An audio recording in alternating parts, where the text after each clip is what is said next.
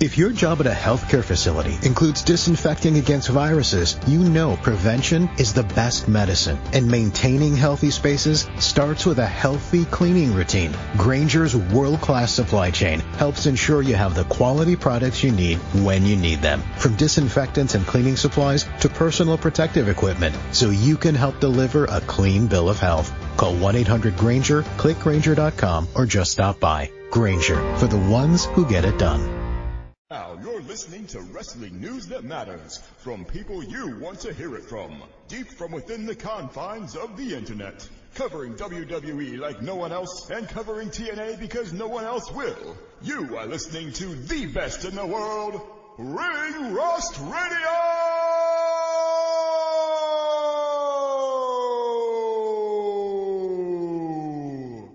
Brad Maddox.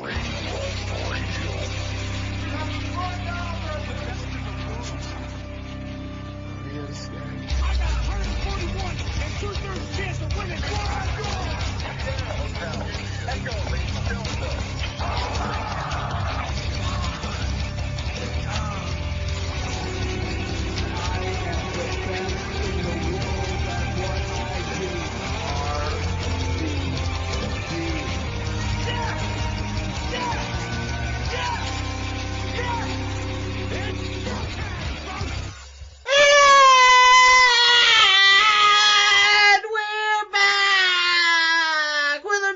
Episode of Ring Rust Radio, the best goddamn wrestling radio show on Spreaker, on the internet, in the whole goddamn universe of, I'm your host, the most on wood, looking fine and feeling fine, baby.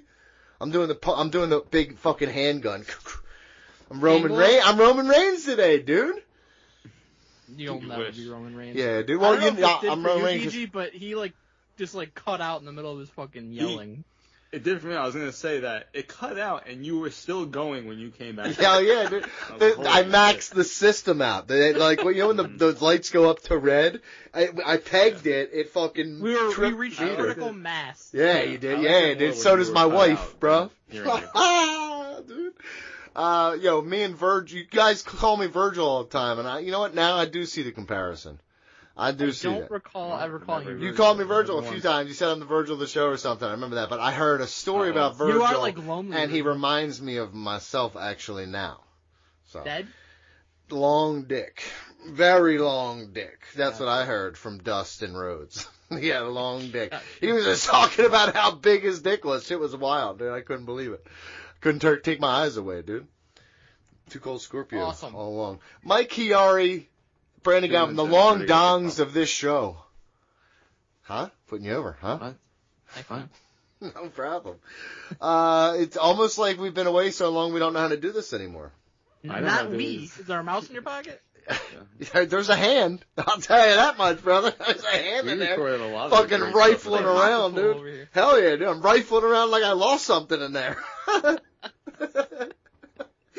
The worst intro ever. Brandon Galvin, save us. Yeah, we're going to review WWE and AEW. You need this. We also have Dirt Sheet Busters. Don, you gonna stick around? You're a fucking fucking bitch. Ass on. It depends on if I finish or not. Yeah, we got a WWE Fantasy Standings update. Fan emails. And so much more. Yeah, I'll stick around for some of it. I'm not sure how much, though. How am I doing in fantasy, just in case I don't stick around for that part? Bad. Terrible. Ah, damn it. Mike? You know what's not bad? This podcast. I don't know. Yeah. Okay, sucks. Find us anywhere you get your podcast. Interact with us on Twitter at @RingRustRadio. If you want to email us, into ringrustradio@gmail.com. Is that correct, Donald Wood? Yes, we're going to Gmail. So here, I'll announce this too. Great job, Mike, remembering this, because I 100% had this note on my paper as well.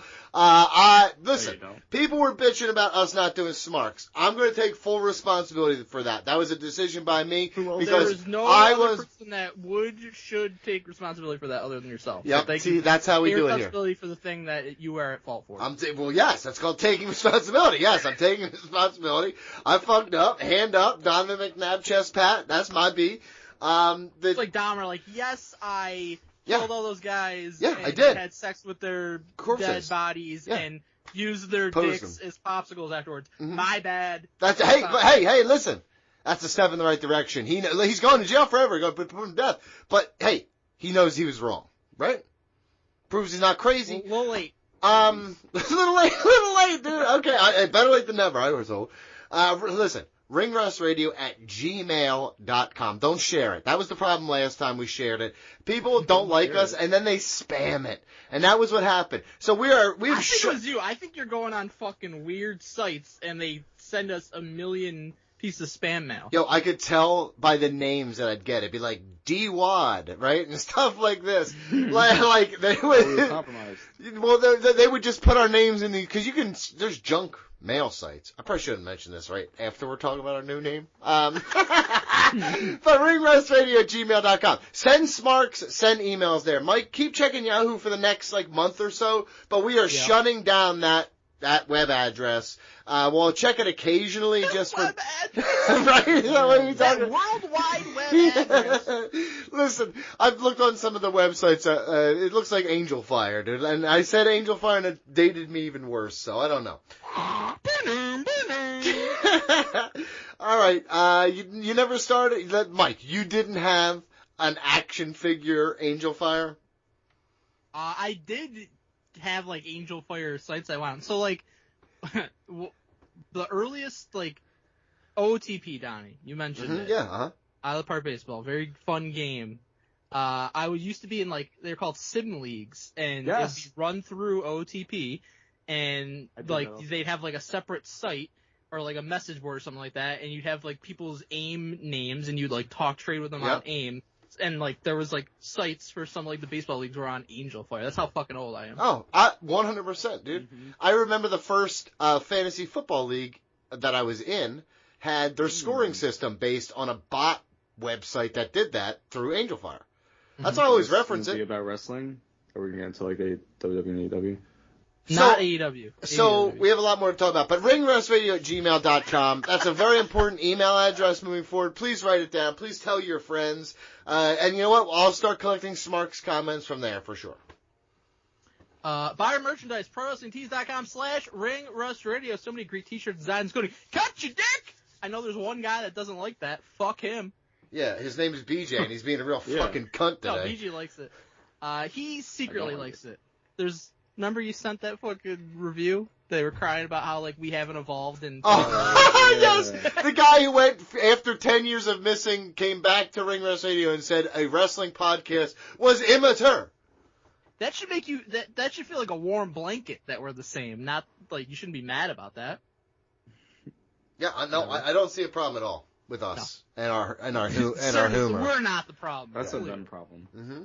Of course, at patreon.com/ringrustradio.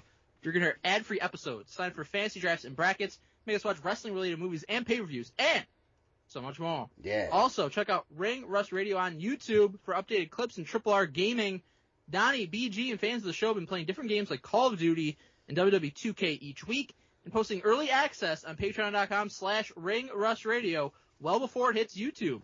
If you're interested in joining a session, email ringrustradio@yahoo.com.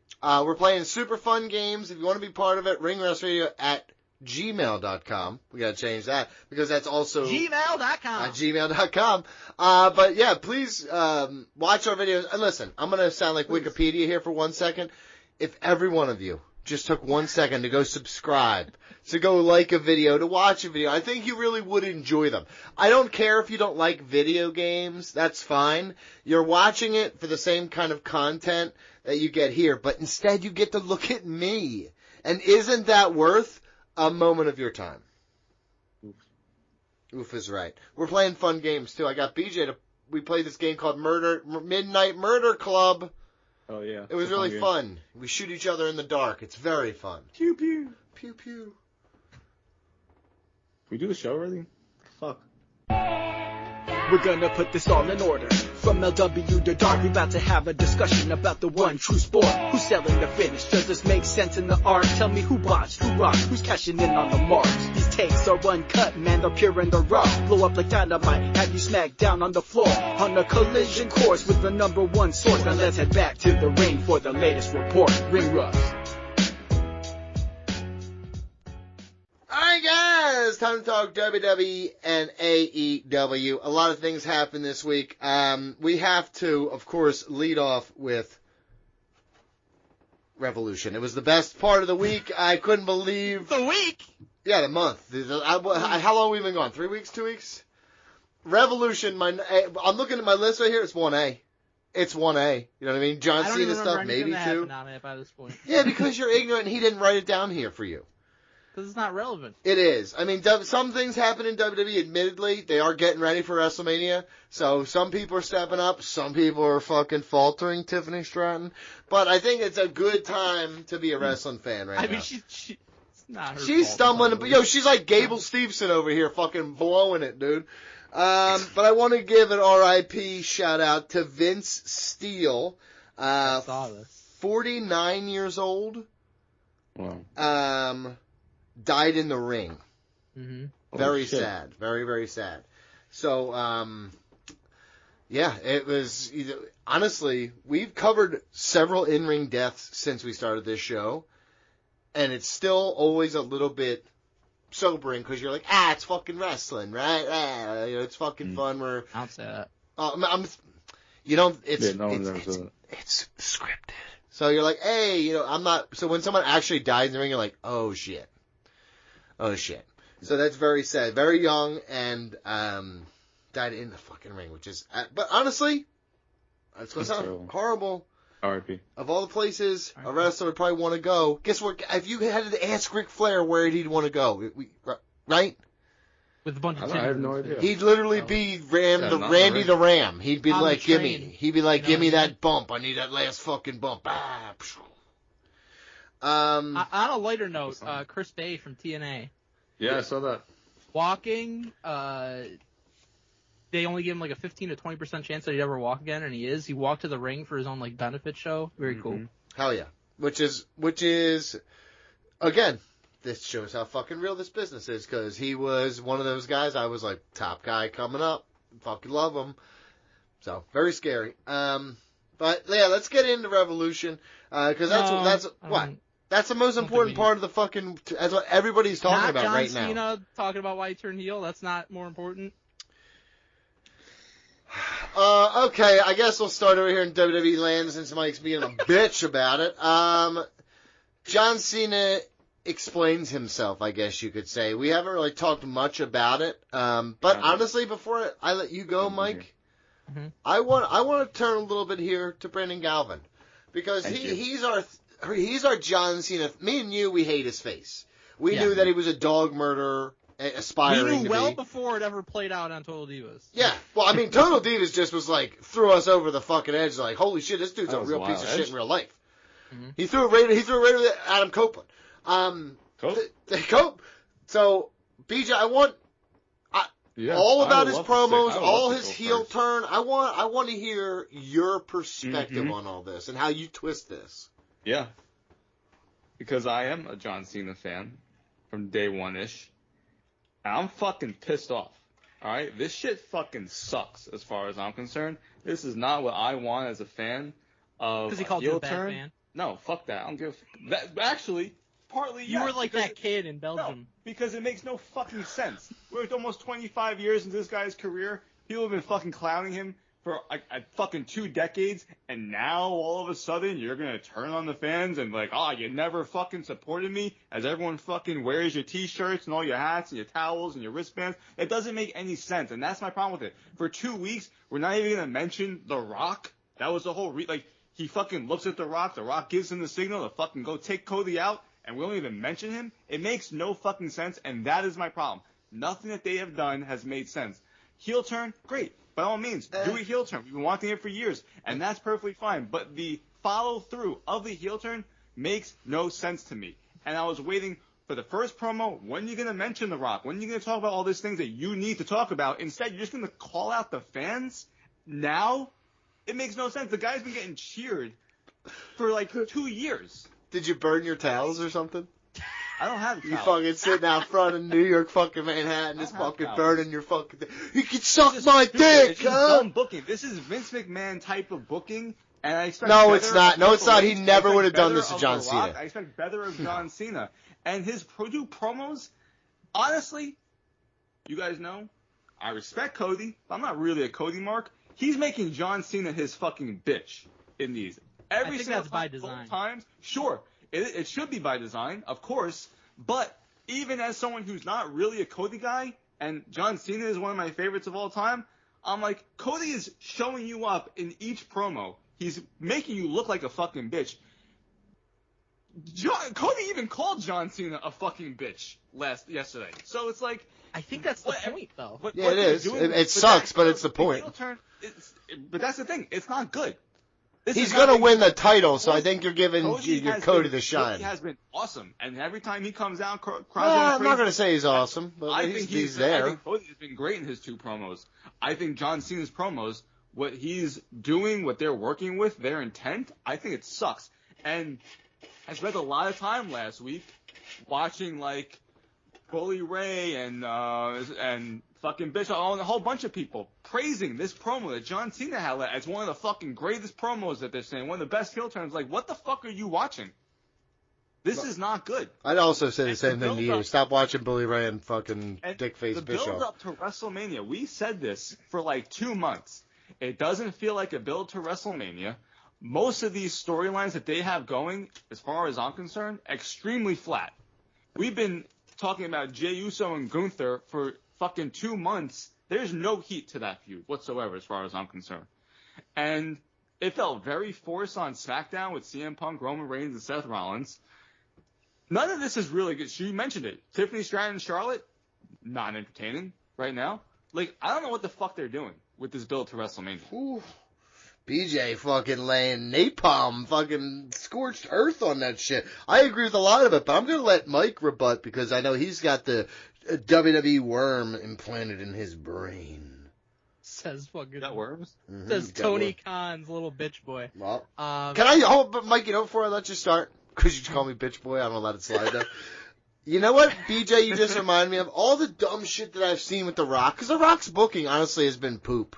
And a lot of the main event stuff has been poop, right? That shit didn't make sense since the Netflix days. I'm gonna say this in the bottom of my heart. You know what WWE needs? They had too much of it before. They have none of it now. They need just a little bit. Just give me this for like the most important storylines. You know what I need? I need Vince McMahon back. I think Vince McMahon needs to be back booking people like John Cena and Roman Reigns and the main event stuff, like Cody Rhodes. He should be booking the main event scene because they obviously can't. The Rock has too much power. John Cena has too much power. They've lost control of the top guys where no one questioned Vince. It was his call. And I think that WWE needs Vince McMahon back in a small capacity around the main event scene. I think Cena was calling his shots all the time anyways, even when Vince was there, so Mike, doesn't matter. WWE needs Vince McMahon. I'm sorry. Great. That's what you came here with? Unbelievable. On the subject of the Cena promos, the first one, I certainly didn't think it was as bad as BG thought. I do think it left some to be desired, though. The main thing being, like, the involvement of The Rock. My assumption is he's not available. He must have something going on, and they're saving the explanation regarding why Cena and The Rock join forces for whenever Rock is able to appear here in the next couple of weeks, hopefully.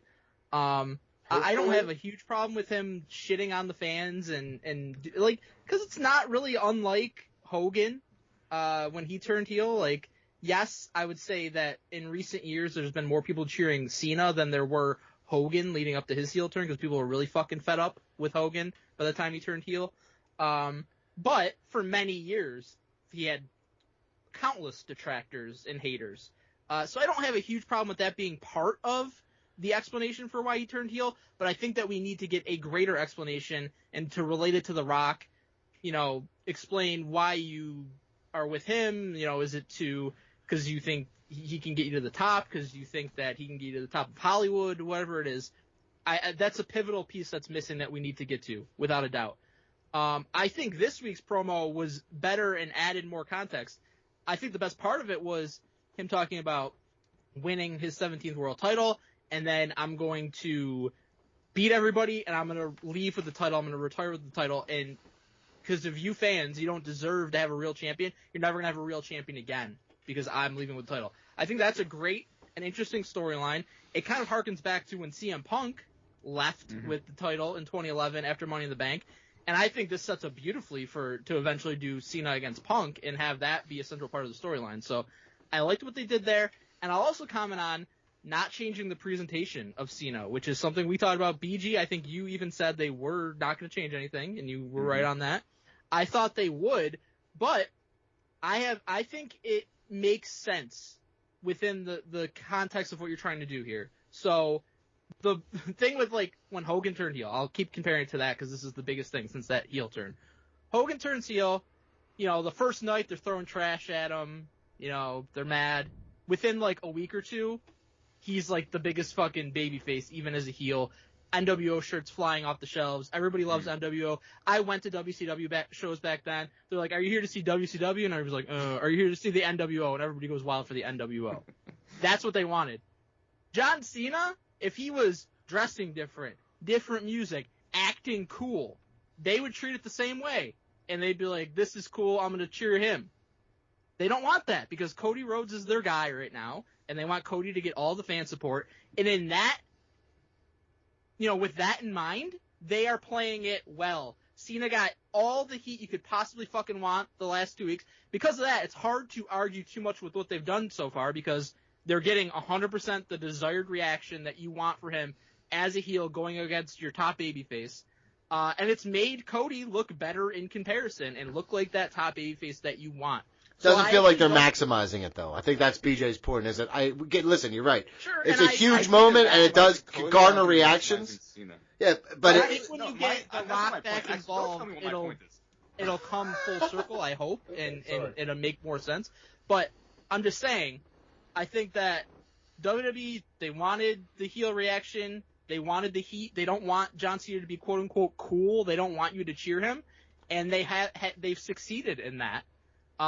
And the funny thing is, though, I'm more interested to see, and I'm looking forward to the match at WrestleMania and everything, but I'm more just to see what happens afterwards, because you have all kinds of possibilities. I strongly assume Cena's going to win and retain the title, or win the title at WrestleMania, 17-time world champion.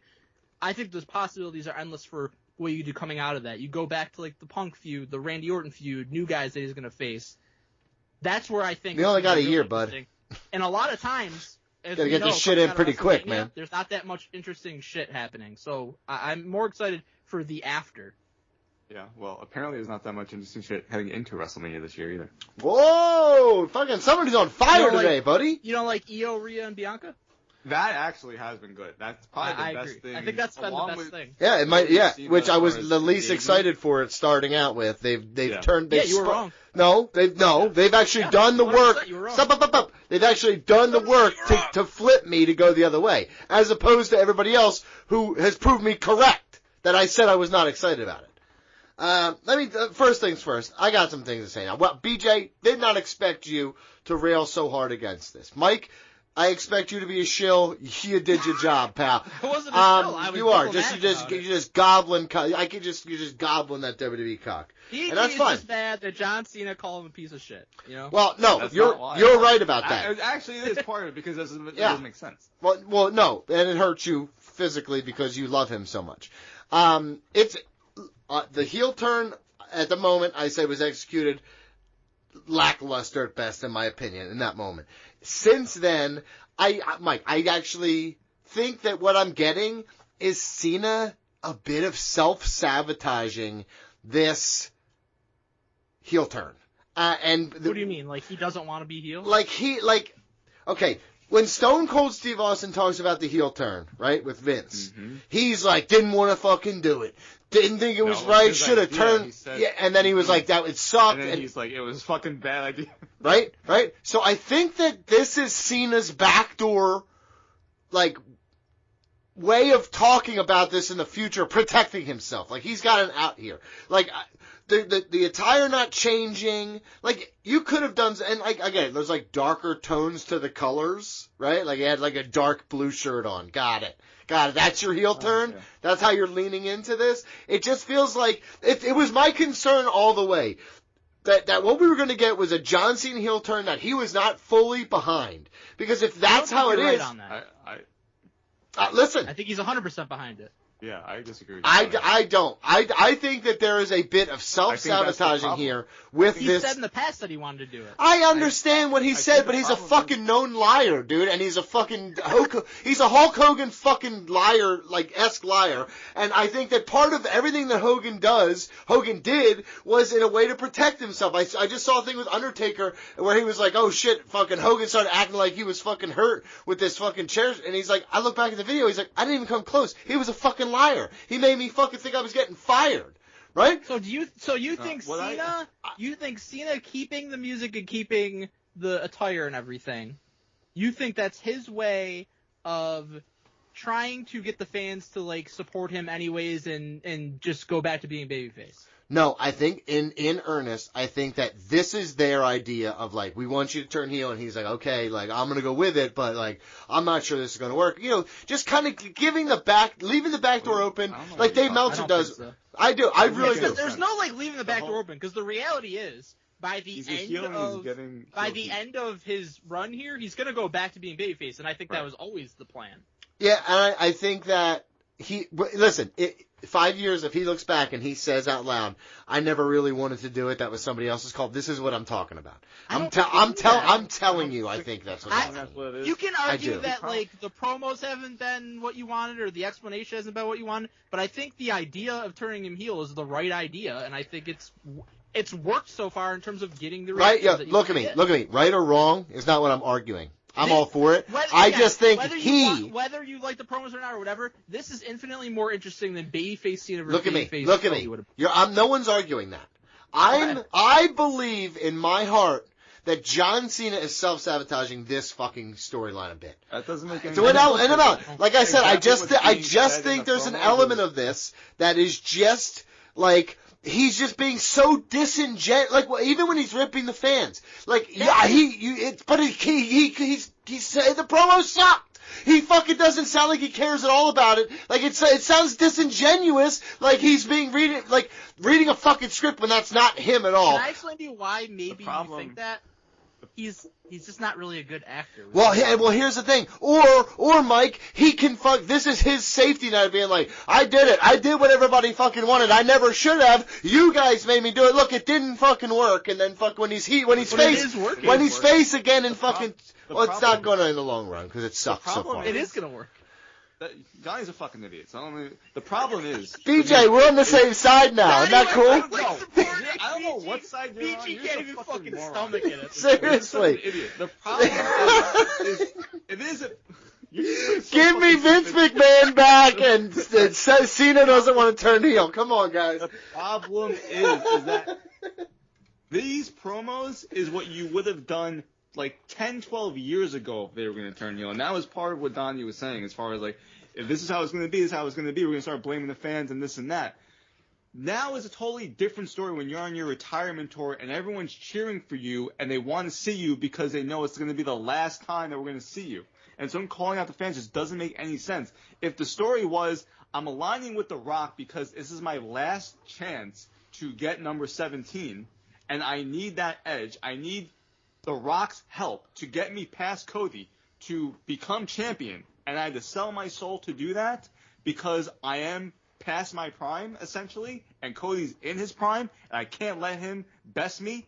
That would make a lot more sense than John Cena just being like, fuck you guys, you didn't care about me, you never supported me for 22 years. That just doesn't make sense of what they're doing, and it doesn't make sense to what happened in Elimination Chamber. Unless he's self-sabotaging. The purpose of Elimination Chamber was The Rock saying to Cody, I need your soul to be my champion. Instead what we got was John Cena clear as fucking day, aligning with The Rock, and nothing has been said about that. And to me, that's fucking insulting as a fan, because we need to know that. And I don't want to be told, well, you'll just fucking find out in 3 weeks. No, it should have been that first promo of why did you do this? And it wasn't because the fans were giving you shit for 22 years, because the fans were all about him winning the Royal Rumble. They were all about the retirement tour. They were all about him winning Elimination Chamber. So it doesn't make sense, and that's my problem. Mike, final words, please. I think a canon should be multifaceted, and I think there could be multiple reasons for why he's doing this. This is the explanation we gotten so far. I 100% agree that we should get the explanation for why he's aligned with The Rock, and I hope that we get it sooner than later. Again, I don't know what The Rock's doing. I don't know where he's at. But it would be nice to have him involved in this right now, because that's a huge part of the story that we're telling. Like, yo, they couldn't film a couple of backstage segments. Yeah, he can't take a break. He can't just hold on. He can't record a video while he's clanging and banging. Right. What the fuck? Yeah, he's doing one of those 20-minute Instagram videos. Seriously. Yeah, he does shit all the time, dude. Shit doesn't make any sense. He's filming another Hollywood film. But Donnie, maybe The Rock's the one that's sabotaging, not John. I firmly believe that The Rock, the reason I said that we need Vince McMahon back is because this is what happens when you let The Rock book. He starts booking himself in some dumb shit, dude. Like, at this point though, The Rock is so ingrained, he would have more power than Vince. Yeah, but like Vince coming back, and if Vince was like, Dwayne, listen, Dwayne, we're not doing that. We're doing it like this. He'd be like, you know what? You're right, boss. boss. My fucking company now, old man. Nah, that's not what he would say to him. He's got too much 100%, respect for him, dude. He likes the way he likes the cut of his jib. To WWE's credit, they are maximizing Cody very well. Every time he comes out, it's like, all right, this guy's gonna take care of business. And to Cody's credit, he has done so. Yeah, because he's mid-card mafia with that shit. CM Punk, Roman Reigns, and Seth Rollins signed the contract. Have to sign their contract on SmackDown. This is pretty fucking mid, dude, for these guys involved. I said from the start that this is not what I wanted for them. What is on the line? It's so weird. Well, I was gonna say they have to make this #1 contenders match. Mm-hmm. That's the only way you could have a reason. Seriously. I mean, it's just weird that, sorry to cut you off, Mike, but like, I was thinking about it on SmackDown. I was thinking about it for a while, but like on SmackDown, it's like, we had a lot of heat for the entirety of 2024 between CM Punk, Seth Rollins, and not Roman Reigns, Drew McIntyre. And we were all looking forward to this triple threat that they had going on, and we were all looking at WrestleMania. And all of a sudden, they're like, you know what, Drew, you're not a big name enough. We need Roman in here because we're going to put this probably as a main event. Which I understand, but it's like Roman just kind of injected into here. I understand they had the thing at the Royal Rumble. Then I was at Raw and Roman Reigns came out and screwed over Seth Rollins. That's fine. But like, I'm watching SmackDown. I'm like, what's going on here? Why are they even, what's the purpose? This doesn't have like the heat that these three deserve. It makes me wonder if their hope all along was that they would have Rock to wrestle at Mania and they could do him and Roman. Because Roman really was not part of this. I mean, he obviously has history with Seth, and he has history with Punk, and they had the thing at Survivor Series. They do intertwine, and I'm sure the match will ultimately be great. It's probably going to be the main event of night one, if I had to guess. I would hope so. But we don't have... My biggest issue is the lack of stakes that make sense. Like, if there was a title involved here, I'd be 100% all in. If there's a title shot involved, okay. You got to somehow involve whatever the favor is from Paul Heyman to somehow make this for a title shot or something like that. Because otherwise it's just three dudes fighting just to fight. Like, I thought the steel cage match... Whoa, nothing wrong with a fella who likes to fight, huh? Talking Finley or Sheamus? Or both? I like to fight. That's the Irish stereotype, is we just like to fight. And drink. Hell yeah. Yo, they're right. Roman coming back and whooping ass, that was cool, but we haven't gotten, I don't think, the follow-up that we needed. Like, the most interesting thing we got was actually Punk cutting the promo on Raw, saying, like, he's basically saying, like, okay, this is not what I wanted at WrestleMania. I wanted to fight for a title, and I need to figure out, how is this match going to get me to a title? I'm like, yes, exactly. Mm-hmm. That's what all these guys should be fighting for, is to somehow get to a title. So please fucking give me some stakes to this match at this point. You say stakes? Yeah. Like, because I love all three of these guys. Three of the best in the business. Three of the best probably of all time. Oof. But we need more. Mm-hmm. I love CM Punk had the best promo so far of this entire thing. Mm-hmm. And that was on Raw, and I loved him at the end saying, I brought you in, I will take you out to get to the championship. I love that because, like, holy shit, you are going back to the Shield's debut? Love it. That's Right. one of the best moments in wrestling history for me. And so, Roman and Seth, they have history. CM Punk, they all have history. My problem with this, Mike, for the past several years, what has been the main storyline in WWE? Bloodline. Roman Reigns. The Bloodline, right? And Mhm. Roman Reigns, and that was the Afterthought. culmination last year, was the Bloodline storyline. And here we are a year later, where we have pieces of that, and yet it's basically nowhere to be found, the Bloodline. It feels like Roman beating Solo for the was like the Ulafala end. was just the way to end the Bloodline. That's what it Like, felt that like to me. sucks. And to me, Yeah.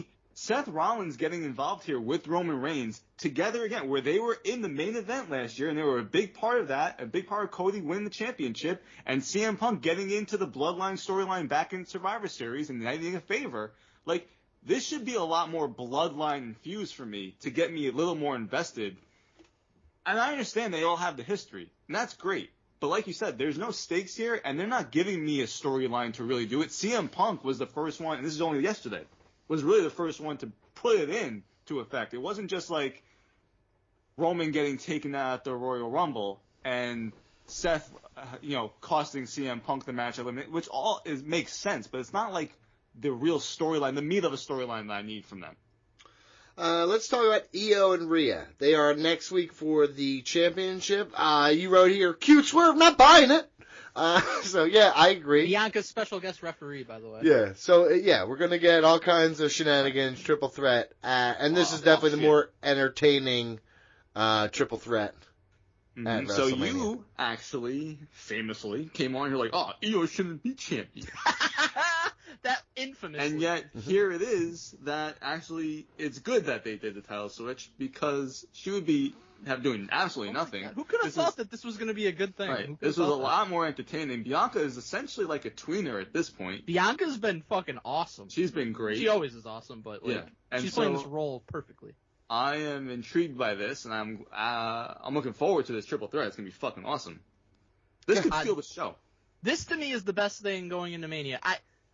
I think that you need to add more to Cena and Cody. I still think it's been good. I think it could be a lot better. This to me has consistently been the best thing because Io winning the title was 100% the right call, as anybody with half a fucking brain could have realized that it was. Nuh-uh. It was. Listen, it's fine now. It's good now, but then I just didn't understand it. I didn't like it at the time because if it didn't lead it, because usually shit. Shit. No. Shit like that usually ends in anarchy and dumb shit with WWE. It didn't this time, so you know what? I'm happy to be wrong. This is great because. Rhea feels like she was screwed out of the title because Bianca was kind of sticking her nose in her business. I actually they didn't insult our intelligence either because they did the contract signing. Rhea steals it, writes her name on it, and Adam Pearce's like, no, just because you take a fucking contract and write your name on it doesn't mean you're just in the match, which has been the case many times in wrestling, by the way. He's like, no, that's not going to be a thing. I will give you your rematch because of the way things went down against Io, and Bianca's going to be a special guest referee, and obviously there's going to be shenanigans galore in this match, and it's going to lead to the triple threat. Maybe a fuck finish in this match. I think it's gonna be like fuck finish, right? That's what that's our fucking love. Someone's gonna hit Bianca by accident, and she gets revenge, and then it's just throw out the match. All right, triple threat. Their interactions have been awesome. Bianca is at another level with this tweener character that she's playing. Rhea's doing a great job trying to fuck shit up. Io is they're both trying to brush her off to the side, and she just fucks them up because of it.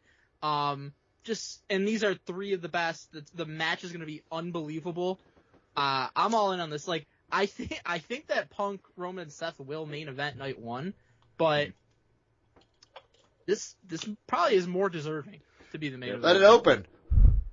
Let it open. If it doesn't go on last, maybe. Let it open the show. Let it be one of those matches we talk about forever. Night. Yeah, I agree. With Jane Booth, they're probably opening one of the nights. Okay, well, there you go. There's your two of the matches. You're welcome. Yeah, that'd be great.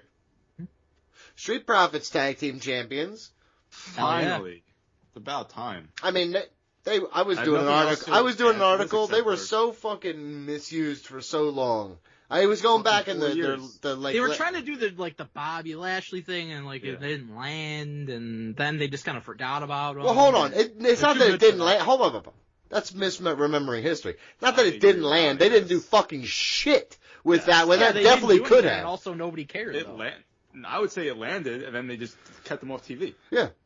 Everybody loves Lashley. Everybody loves the Street. And then he left. Oh my God. Maybe he left because of the poo-poo booking. Montez Ford had a match with Roman Reigns like 3 years ago on SmackDown. I fucking love, and he should be far beyond the tag team division at this point. So it's awesome that he at least is a champion heading into WrestleMania.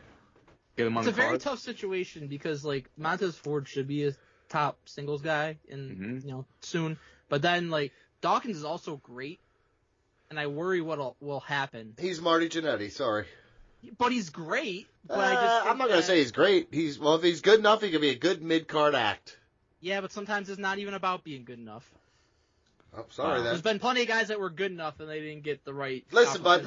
Let me tell you something. I'm not letting Montez Ford drown so Angelo Dawkins can swim, bud. I want that motherfucker to fly, and if Angelo Dawkins can't handle it on his own, he can fucking retire and then do conventions about I was with Montez Ford, motherfucker. Jeez.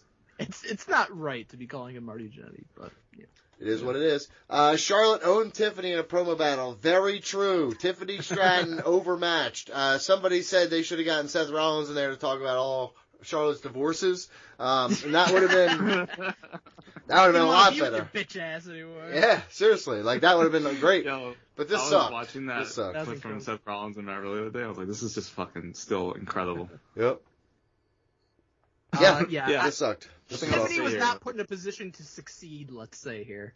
And she didn't do anything to help herself either. No, and I think that this is why you should pre-tape promo battles like that. Some of them are great. I mean, I'll never forget. One of my favorites ever was Joe and fucking Brock. That's one you do it well. It's some of the best shit ever. Right, but they didn't go like, okay, Tiffany, go out and like attack Charlotte. This was just you're both gonna be on screen and we're gonna film it. What very clearly happened here is Charlotte's very sure of herself, and she's a veteran, and she knows what she's doing in these situations, and she has the confidence.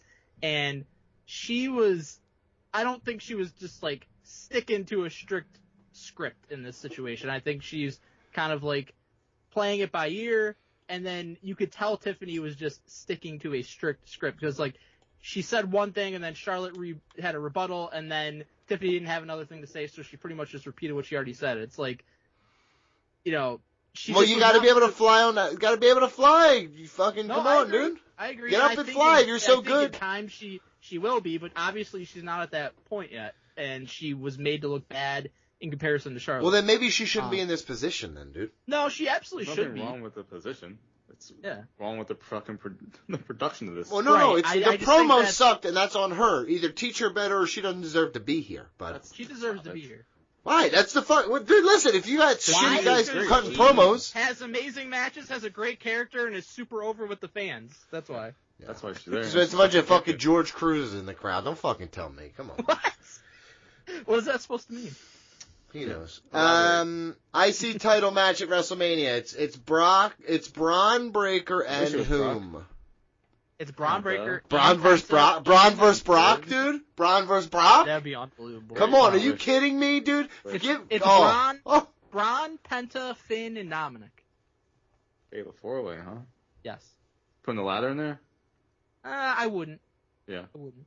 I would assume that the tag team titles are with the ladder match, probably. Yeah, I would just let their usual staple. I don't have a big problem. I don't have a problem with it because my thought for a while was going to be like they were going to end up doing like a Dominic versus Finn match or some kind of tag team match involving them against each other. Which they'll do on the road to WrestleMania. Right. They've been almost in this power struggle. I think that this match here is what causes everything to crumble. Well, you think that we're going to get that tag team match pretty soon, I assume, of Braun and Penta? Because, I mean, you just got that chair shot. Oh, yeah, next week. Yeah. Yeah.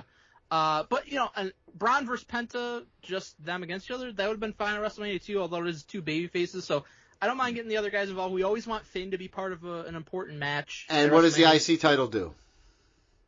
What is the IC title for? It's to elevate you to the next level. Right, and it's to expose those guys. Like I said, it's a workhorse title. Sure. And you know what? 4 guys in a match like this, it's a good time for a multi-person match. And in this storyline, it's actually making sense. So right. And Dominic's fucking awesome. I thought it was going to be Sheamus. I thought Sheamus was going to win the IC title at WrestleMania, and that was going to be like, thank you. I didn't. I think he does. I think he should eventually. Yeah. But I like this match. I think there's a lot of things you could get coming out of it between Finn and Dominic also. So I mean, Sheamus in this IC title run, I am more intrigued by than Cena in 17. I mean that shit. I want him to get the IC title more than I want Cena to get 17. Well, he's been chasing it for like 5 years. Dude, it feels longer than that. That's for real. The El Grande Americano. Say what's written here. Is everything Donnie wishes he could be. I love these storylines. Mike, this is a trope. I'm going to talk to him for a second, BJ. What do you mean? Which video? The video package that they did about... that was on the show? Yeah. Yes, I have to watch the shows. Yes, hi. I question something. I question it all the time. All the time. I hardly do, honestly. So, no, this is a trope that goes so far back in wrestling. It's one of my favorite little quirks of wrestling. The guy who's obviously this other guy, but he's under a mask, so you really can't do anything about it because you don't have to give your identity. I love it. I love Gable it. pretending to be sick and giving a doctor's note. Yeah, that was great. And he's like, but, I can't wrestle, but maybe that El Grande Americano guy. It's awesome, and I hope. This is one of the best things. Yes, incredible. That was great. When he first showed up, I was like, immediately, I'm like, he needs to yell gracias. It needs to happen. And then he did it, and I was like, somebody seeing Roman Reigns in a movie theater. I got up and I started fucking popping. Yep, losing his shit. So, here's my problem with this, okay? It's not now. It's how many times can we talk about, Chad Cable's involved in this thing, and it's always great, and it's always fun, and it never comes to fruition of it elevating him somewhere else. Right. So, is he just destined to be a comedic mid-card act that will 100% make me laugh all the fucking time? Or is there a way to get this fucking dynamic-ass motherfucker up to a higher spot on the card? There's definitely a way, and he should have been IC champion coming out of WrestleMania last year. Can I I don't know why he wasn't. When he was feuding with Sami Zayn and he turned heel on him, he should have beat him for the title at some point. BJ, if you say the world needs ditch diggers too right now, I'm going to lose my mind. So here's the problem. To your answer, could Chad Gable get to that point? The answer is yes. The problem is Triple H on the main roster does not book like Triple H of NXT Black and Gold. And that's the problem that we've been having for a lot of WWE programming for a couple years since he took over. There's a lot of good things that are on the show. But first off, I just want to say, Raw, past 2 weeks, pretty boring. SmackDown, overall, pretty awful. I was going to say, SmackDown's been way worse than Raw since Raw went to Netflix. Absolutely. It's Raw on Netflix. Okay. Some shows, pretty good. I went to a good show, I felt. But some of the shows, not good. God. And SmackDown is awful. But the problem is Triple H does not book like a Johnny Gargano to the top. Like, Cody's the guy for a year already. Yes, he does, though. Really? He did for years. Book like that? Well, here's the thing. He's just not allowed to do it on the main roster. I think The Rock The Rock's like, get this vanilla midget. He's probably not going to book a Chad Gable. What's the conversation with Gable? Because I think if we're having the conversation, like, is Gable going to be a world champion in WWE? No. As much as he has the ability to be, no. Well, I mean, listen, the idea is Gable going to be maybe like a multi-time IC champion? I still think that's a distinct possibility, but they got to pull the trigger on it. Is he Kurt Angle or is he fucking Shelton Benjamin? I think they view him more as Shelton Benjamin with a personality. Right. They're not going to book him like Kurt Angle. Well, hey, listen, I always felt like he's got that much career. I like him that much. I agree. In the ring, he's incredible, and he just like even against bigger guys, I think he's like he's like Daniel Bryan and Kurt Angle combined. And like I just don't, whatever. I guess nobody else sees it as much as I do, but that's fine. We all see it. What are you talking about? I guess you guys don't see it. I guess you guys don't see it as much as I see it. We all say Gable's unbelievable and should be in a higher spot. Right. And we're saying that Triple H isn't booking like that. And here's what I'll say. Hopefully this thing continues to get fucking super over, and then that is what leads to him getting the opportunity. Because he is the guy that takes whatever is given to him and he turns it into something awesome. Yep. And he's doing that with this already. Stone Cold will be in Vegas for WrestleMania weekend. Will Night 2 turn into Rock, Cena, Austin, Cody? Interesting, but no. As I told you explicitly, we're going to be getting Roman Reigns and Cody. I think that there's a good possibility Stone Cold gets involved here. I absolutely think it's gets involved maybe, but we're not going to match. No, he didn't. He's not saying it's going to be a match. He's not saying he is. He just said, "Will Night 2 turn into a tag team match?" And he listed it off officially, like this is fucking Wikipedia. He's not going to turn in from a world title match to a tag team match. He's saying, "Are these guys going to get involved?" Right now, I'll say yes. No, what does it build to? What do you mean? I mean, it's Rock and Cena aligning again to screw over Cody for championship. Stone Cold comes out, fucking clear house. What did, fucking all the legends and stuff getting involved in last year build to? Not necessarily nothing. That's why it sucked. It didn't suck though, because everybody loved it. I fucking hated it for the record. Sometimes you book for the moment. Yeah, well, guess what? I was there, and you know what? I remember vividly someone just screaming out, "Shit sucks!" Moron. So loud, dude. You know what would have made that moment better? Mm-hmm. Stone Cold being in the spot of The Undertaker. Less shenanigans? Yeah. Stone Cold has said he was in negotiations to be at WrestleMania last year, fell through because he had personal stuff going on and he couldn't be there. And now it's confirmed he's going to be at WWE World. He's going to be in Vegas. He's going to be there. Cody has said publicly he wants Stone Cold to be there. Mm-hmm. I just think it makes so much sense. Yeah, we're getting it. You got Cena versus Cody. The Rock is obviously going to get involved in some way. So have The Rock's greatest rival, Austin, get involved. The pop's going to be fucking enormous. The moment's going to be amazing. The only tiny thing that gives me a little pause if it's going to happen is I think Cody's absolutely losing. So are you going to have Austin show up and the pop and then his help doesn't even work? Yeah, exactly. This is not happening. No, it could be. This is dumb as shit. Rock and Cena beat Cody, and they're beating him down after the fact. Austin comes out. And by the way, it's not a dumb as shit to have this conversation because it's a conversation that's been happening for the past year. Yeah, but there's. What are you talking about? I want to use them somewhere else. What? Somewhere else other than going at it with The Rock? In the biggest storyline? Set something up. Set up a year-long storyline. You know what? Maybe at least the fucking Austin versus Cena. No. No. No, why not?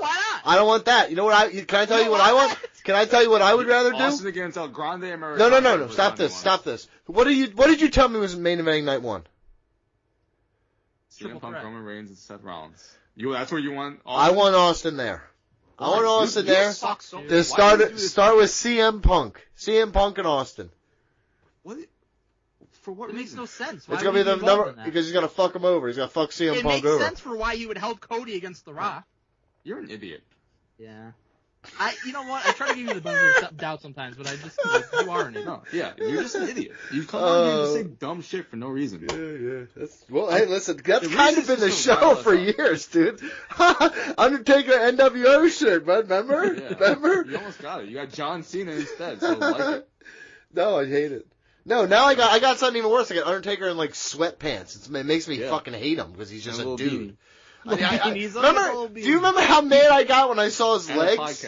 I saw his legs were pale. I was like, they're not bones. I was mad as It's shit. the closest thing you can get to bones. Come on. Mm-hmm. No, that's his wife. Hello. Hey. Hello. Let's go. Sarah? Listen, BJ is over here fishing. Fishing season starts here in Pennsylvania this weekend, but we're starting early here because BJ's fishing for attention by telling us he attended Raw and NXT in New York City while we were away. Oh, you did? How was it, buddy? Thanks, Mike. So let's go on to AEW. John Moxley's back. Yikes. Let him talk. Shut the fuck up. I will say He's so sad. Hold on. Just want to point out how sad you just were in that sound. You're like, I wasn't sad at all. We got our shit in. This podcast is already running pretty long for me. Yeah. Dude, it's only going to be longer, so shut the fuck up. I thought Raw was very entertaining. Considering I just said earlier that a lot of Raws haven't been that great. Oh, I have a quick question. Quick question. Hand up over here question. Compare it to, because you've seen a previous Raw, compare it to a televised commercial break style Raw. So, as you may remember, Donnie, I have not wanted to attend a Raw or SmackDown for a very long time because it's very long shows. Literally avoid Raw at all costs because it's awful. A house show or pay-per-view. So many breaks. So many dumb breaks. There's in the middle so many breaks. I actually felt that the pacing of the Raw live was pretty good. They did things in between matches. And it's, right, half hour shorter is a massive plus for the show. Interesting, Penta was on main event instead of Raw. And I thought that was very strange because of the push that he was getting. But it was awesome to be able to see it. His entrance is fucking amazing. Is main event a thing that is, like, easily accessible in Mexico or something? I don't know. I did not know it was still going on. Because you put him on there and get him on that fucking Mexico hype train. But, I mean, it's no different than in back of the day, like, your opening match, like your quote-unquote dark match, you'd have somebody out there that's going to get the crowd hyped, and that, you know, that was the Penta spot. Although, main event's technically televised, quote-unquote. I haven't watched it since, like, it was on TV back We covered it. It was, like, on the UPN. I think Undertaker was on it one of the first times. He was on, like, the first one. I think the first episode. Yeah, and they used that clip for fucking, they still do probably. I think he, like, stabbed Paul Heyman with a pen or some shit, didn't he? There was some thing that he I forget. I just remember we were like, yeah, man, yeah. And fucking 2 weeks are like, this is awful. Right. But I thought it was weird that he was on main event and not Raw. But the show, like, the main event was CM Punk and Cena. I thought that was a great cage match, but they were kicking out finishers left and right. Like, this is fucking bullshit. God, dude. Were you telling the people all around you about it? I was like, this is fucking bullshit. It was too much. It was too much. Can you believe he kicked out, huh? Yeah, it was fucking Are you turning away from me? Listen, I'm consistent with it. It happens in AEW, it happens in WWE, New Japan. I get it. Yeah, cool. It happens. It's fucking dumb. I don't yeah, like just lean into it, dude. It's a really good cage match. Roman Reigns coming out, and they end the show. No more, like, staying over, like, let's gonna give you a fucking dark. No, get the fuck out of here. Yep. Which is fine. I prefer that. Yeah, I agree. NXT. Alv told me I went to the best NXT ever. So, I'll take that. I think it's 100% the greatest, like, TV episode of NXT ever. That shit was fucking awesome, Mike. It was a free preview, for real. They had, like, great use of Undertaker at the show with Obafemi. Just telling Obafemi you're fucking Obafemi is the fucking man. He's awesome. That was a Wait. Why are you oofing Obafemi? I'm not oofing. No. Oofing Undertaker. I'm oofing Undertaker. Don't get it twisted. Love Obafemi. Do not. What's well, your listen. issue with Undertaker? Outside the ring. Putting over Obafemi. Outside the ring. You know what I mean? He and I, we'd probably have a couple beers, shoot some guns, have a good time. Okay? But he is, this person he's become, Mark Calloway, this guy, I fucking hate it because he represents the death of what I loved about wrestling. Oh, brother. He is what killed suspending disbelief for me. Okay. Did you know Hulk Hogan's real name's Terry Bollea? Oh yeah, no. Here's the thing. Like Let me tell you something. It's not. It has nothing. Dong is 2 inches. It has nothing to do with. It's just that the Undertaker. You want him to just disappear, basically. Yes, I did. I wanted the Undertaker to disappear and be like this guy. The Undertaker wants to make fucking all kinds of money in retirement. Yeah. So, and guess what? He becomes just like every other piece of shit that I've always talked about in wrestling. And from the bottom of my heart, I remember I made a meme. His Hall of Fame speech was the greatest of all time, and he wasn't going to do that if he was being the Undertaker. I gotta tell you, it was pretty mid. Really long too. Like, shut the fuck up, dude. Like, Jesus Christ, dude. I was locked in the entire. I'm here for some fucking modesty. Be like, yeah, thanks to my mom and dad, thanks to the kids at home, and I'm gonna thank Jesus above, and I'm gonna dip on you guys. God, absolutely did. Blue Lives Matter, and Chef's Kiss out. NXT. Javon Evans gave Ethan Page his first good match ever. That was a great match. Gulia and Stephanie. Amazing match. That was so good. It did feel though, Mike. She was injured. I was like, it felt a little abrupt for the ending. Yeah, she's injured, kid. Well, I told VG, I think the reason it felt abrupt is because Stephanie's finisher is like weird. She needs a better finisher. It was not an impactful finisher, so it didn't feel like the end of a match. It did not feel like the end of a match, so it needs a different finisher. But that shit was awesome. Obafemi opener, great match too. That was great. The opener. With the Hardy Boys and Fraxium, holy shit, that was amazing. Run that back and stand and deliver. Yep, that was awesome. So yeah, NXT was great. It was better than Raw. I'm glad. Shawn Michaels, fucking cooking, baby. The greatest wrestler of all time, the greatest booker of all time. That NXT from top to bottom, and they had goat. Better than Lucha? Earthquakes. Oh, Krista Joseph? Better than the bookers of Lucha. Whoever you hold responsible for that. Better than that booking? No, that's... Yeah, it is. No, it's not. You shut your fucking mouth. That was more like a TV like a movie. show. Yo, Matt Stryker called. He said, shut your fucking mouth talking like that. That was different.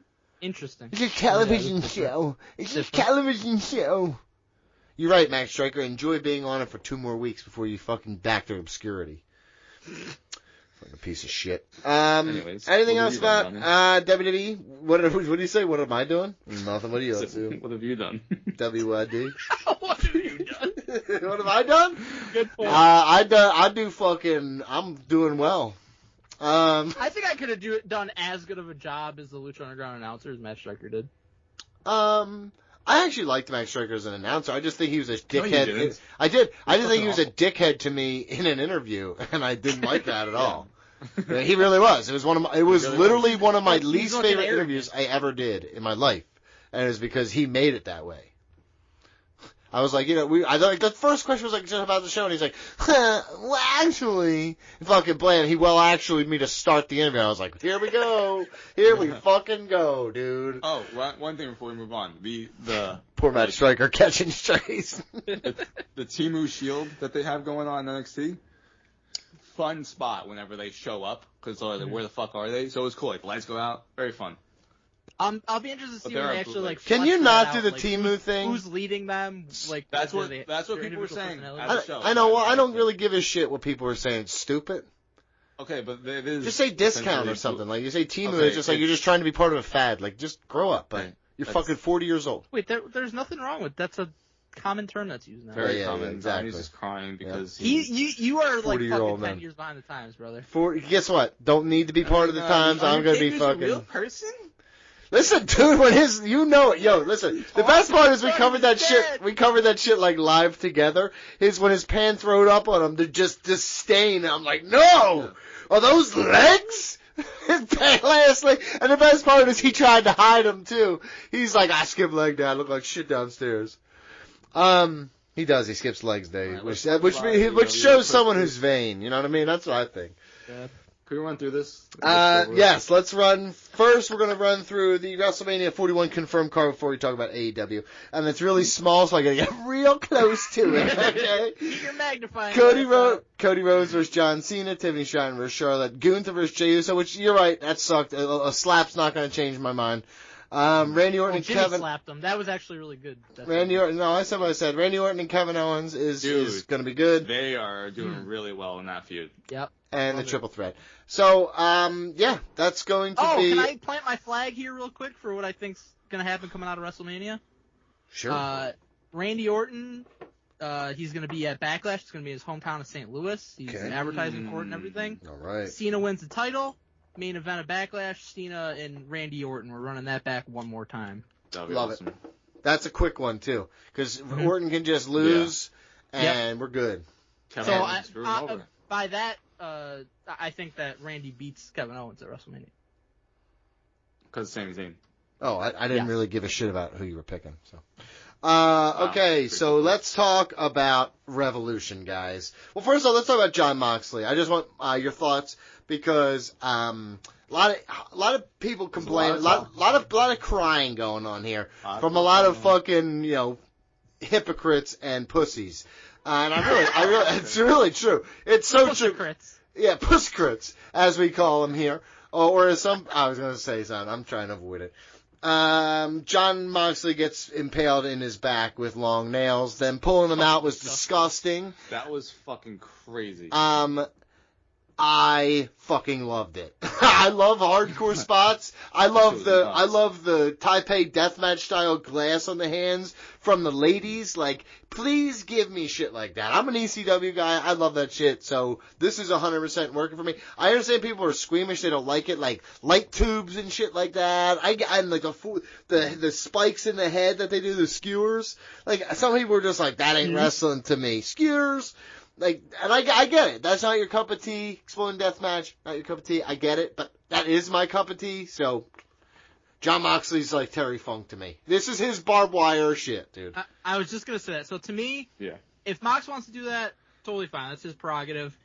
All I can say is like, it's not my thing, and I we've talked about that barbed wire match between Terry Funk and Sabu before, and how I was not a big fan of it because it just, I don't know. Crazy. Yeah, that was unintentional. This was more disgusting than that. No. No, because listen, this was done. Listen, hold on. Yes. Yeah. Listen to me. I'm gonna explain this very quickly. This was an intentional spot with the risk being educated, weighed out, and then done in the safest possible manner. What happened at Born to Be Wild? Yeah, look, visually, it did look more disgusting. I agree with that. But in terms of like the impact and looking back, the cut that he got under his effing arm and the way he was taking like neck breakers on a chair while he's taping up his fucking arm is still, it is such a crazier thing. The barbed wire match was more dangerous. I'm just saying. Visually. Yes, the him having it literally stuck in his back, and his skin is pulling up. Yes, and the referees like literally like he could like hear the noise of the skin like snap. I love that shit. Donnie? I love that shit. Dude, pizza cutters, give me them. Go ahead. Can I give you a complaint? Sure, please. Your boy Tony Khan has no fucking idea how to book his shows. Okay, mm-hmm. We've known this. We have known that, but it came to a full-headed revolution because Tony Storm should have been in the main event with Mariah May. That was malpractice. Cope and John Moxley, because knowing what was happening in those matches, that's Edge. That's Edge pulling weight right there, bud. I don't that care. Ain't gonna work for me, brother. It should have been the match that we got, a fucking 5-star match, one of the greatest women's matches of all time, one of the greatest matches you would see in a hardcore element. That should have been the main event. And what was happening in the Moxley match and the manner of what took place should not have been the main event. Oh, well, we didn't get there yet. Hold on, let me just finish. Then you get to Dynamite, where it's a championship match in a street fight with your two biggest stars. Knowing what's about to take place in this match should be the main event. Middle of the show, right? At the 9 o'clock hour. But what closed the show? What closed the show was not that as memorable as what you got at the 9 o'clock hour. It just doesn't make sense. What closed the show, BJ? Are you going to tell me about because of Tony Storm? All he did was he heard the backlash of you should have put Tony Storm in the main event of Revolution. We're going to do it now at Dynamite. No, he is a reactionary booker. He very much is. Right. That's the only reason that happened. But instead, it should have been, Moxley, you're going to take a fucking back body drop onto a fucking barbed wire cricket bat, whatever the fuck it was. Oh, you're going to be in the main event of my Dynamite. Listen, but Dynamite's a big deal, and in the main event is the main event moment is the 9 o'clock hour. Just look at the demographics. Because they're useful for me now in this argument. I can see both sides of the argument, and I will say this about Tony Khan's booking. So I'm gonna equate it to this, and maybe some people a little old, our age are definitely gonna understand this. Nobody else will, and that's fine. Did you ever play the game Roller Coaster Tycoon? Yes, I love it. Love it, right? I've been playing the shit out of it. I'm trying to beat it. I'm doing all I love that game, right? Which version? You have it like from 2000 or whatever. The original, the one from 2000. You get it on Steam. They came out with the classic version on like Switch, Mike. Yeah. And other consoles. Hold on. Don't make me lose my train of thought. I've been smoking. So here's the deal. Yo, you bring a Roller Coaster Tycoon. In that game, you play until like year 3. And then you beat it, and then, like, I've been moving on, right? I don't go back to that park very often, right? I'm done. I did my thing. I feel like Tone, when he was a young man, right? And he was on those message boards, OOTP and out of the park and the fucking fantasy book and shit that he loved to do. That's how this started. I'm not sure this motherfucker got past year 5. Maybe not even past year 3. It's honestly... Hang on. That's a very good point. There are old like wrestling type of OOTP games. He did them. He admitted. Listen, that's where his. I think what Tony did is he would book for one fucking show, be like, here's my dream card, and then he'd move on to the next. What I think happened was... I had a season going, Mike. I went for years and years. The Attitude Era was fucking That's awesome. Sad as shit. Tony Khan can do it. Everybody get a life. Well, no, like I said, it's like Mike, when you do your fantasy leagues, okay? A couple seasons in... It's all names that the fucking computer generated. Not as fun. You know what I mean? So I go back to the beginning. OTP, I always start with the historical league. Yeah, that's 100% right. But the truth... That's always new players, real players coming in. Yes, but, in my heart of hearts, I just think this guy's... Look, I think his heart is in the right place with what he's doing. What's your point of this? I think... It has listen, nothing to do with what I said. the booking... So what your point Well, is. yeah, because I'm making my own fucking point. I didn't need you. This is for me. Can I help make your point? Please. You know how they would always say that WrestleMania was booked like a year out in advance? Yes. Tony Khan, I don't think books like maybe even a month out in advance. I'm not going to say that. I'm going to say that he does try to do the year in advance thing, but it goes to shit. It goes to shit, and it's more of the week to week that he struggles with. I think he's like a kid that has like ADHD and he gets distracted if something like he has new and shiny comes along. Maybe he has a plan to get to this point A to point B, but then something happens in his peripheral vision and he goes over to that. I would say that the booking has been better in the last few months, last 4 months or so. But I will say this: people bitching about this Death Riders thing, man. Listen, depends what you're talking about. I want to talk about the Death. About the placement of the match. Oh, I know, and look at me, BJ. What I'm saying is, you're correct, 100%. You're right. It was ass backwards. I'm the biggest Toni Storm proponent in the world in terms of quality of character. She was the number one overall. But in reality, that should have main evented. Dude fucking sucked. Like, why did you even... And everybody hates... And listen, and if he is such Mr. Internet dweeb guy, then you should have seen this, backlash against Death Riders. And for me, look at me. John Cena or John Moxley is an actually despised heel right now. People are genuinely giving him negative reactions because they don't like this. And you can say it's Xbox heat or whatever. You can say whatever it is, but when a face that they can get behind that's not Edge, like Darby Allin or someone like that gets in there, or Swerve, then they will genuinely get behind Swerve, and it'll be a momentous occasion for him.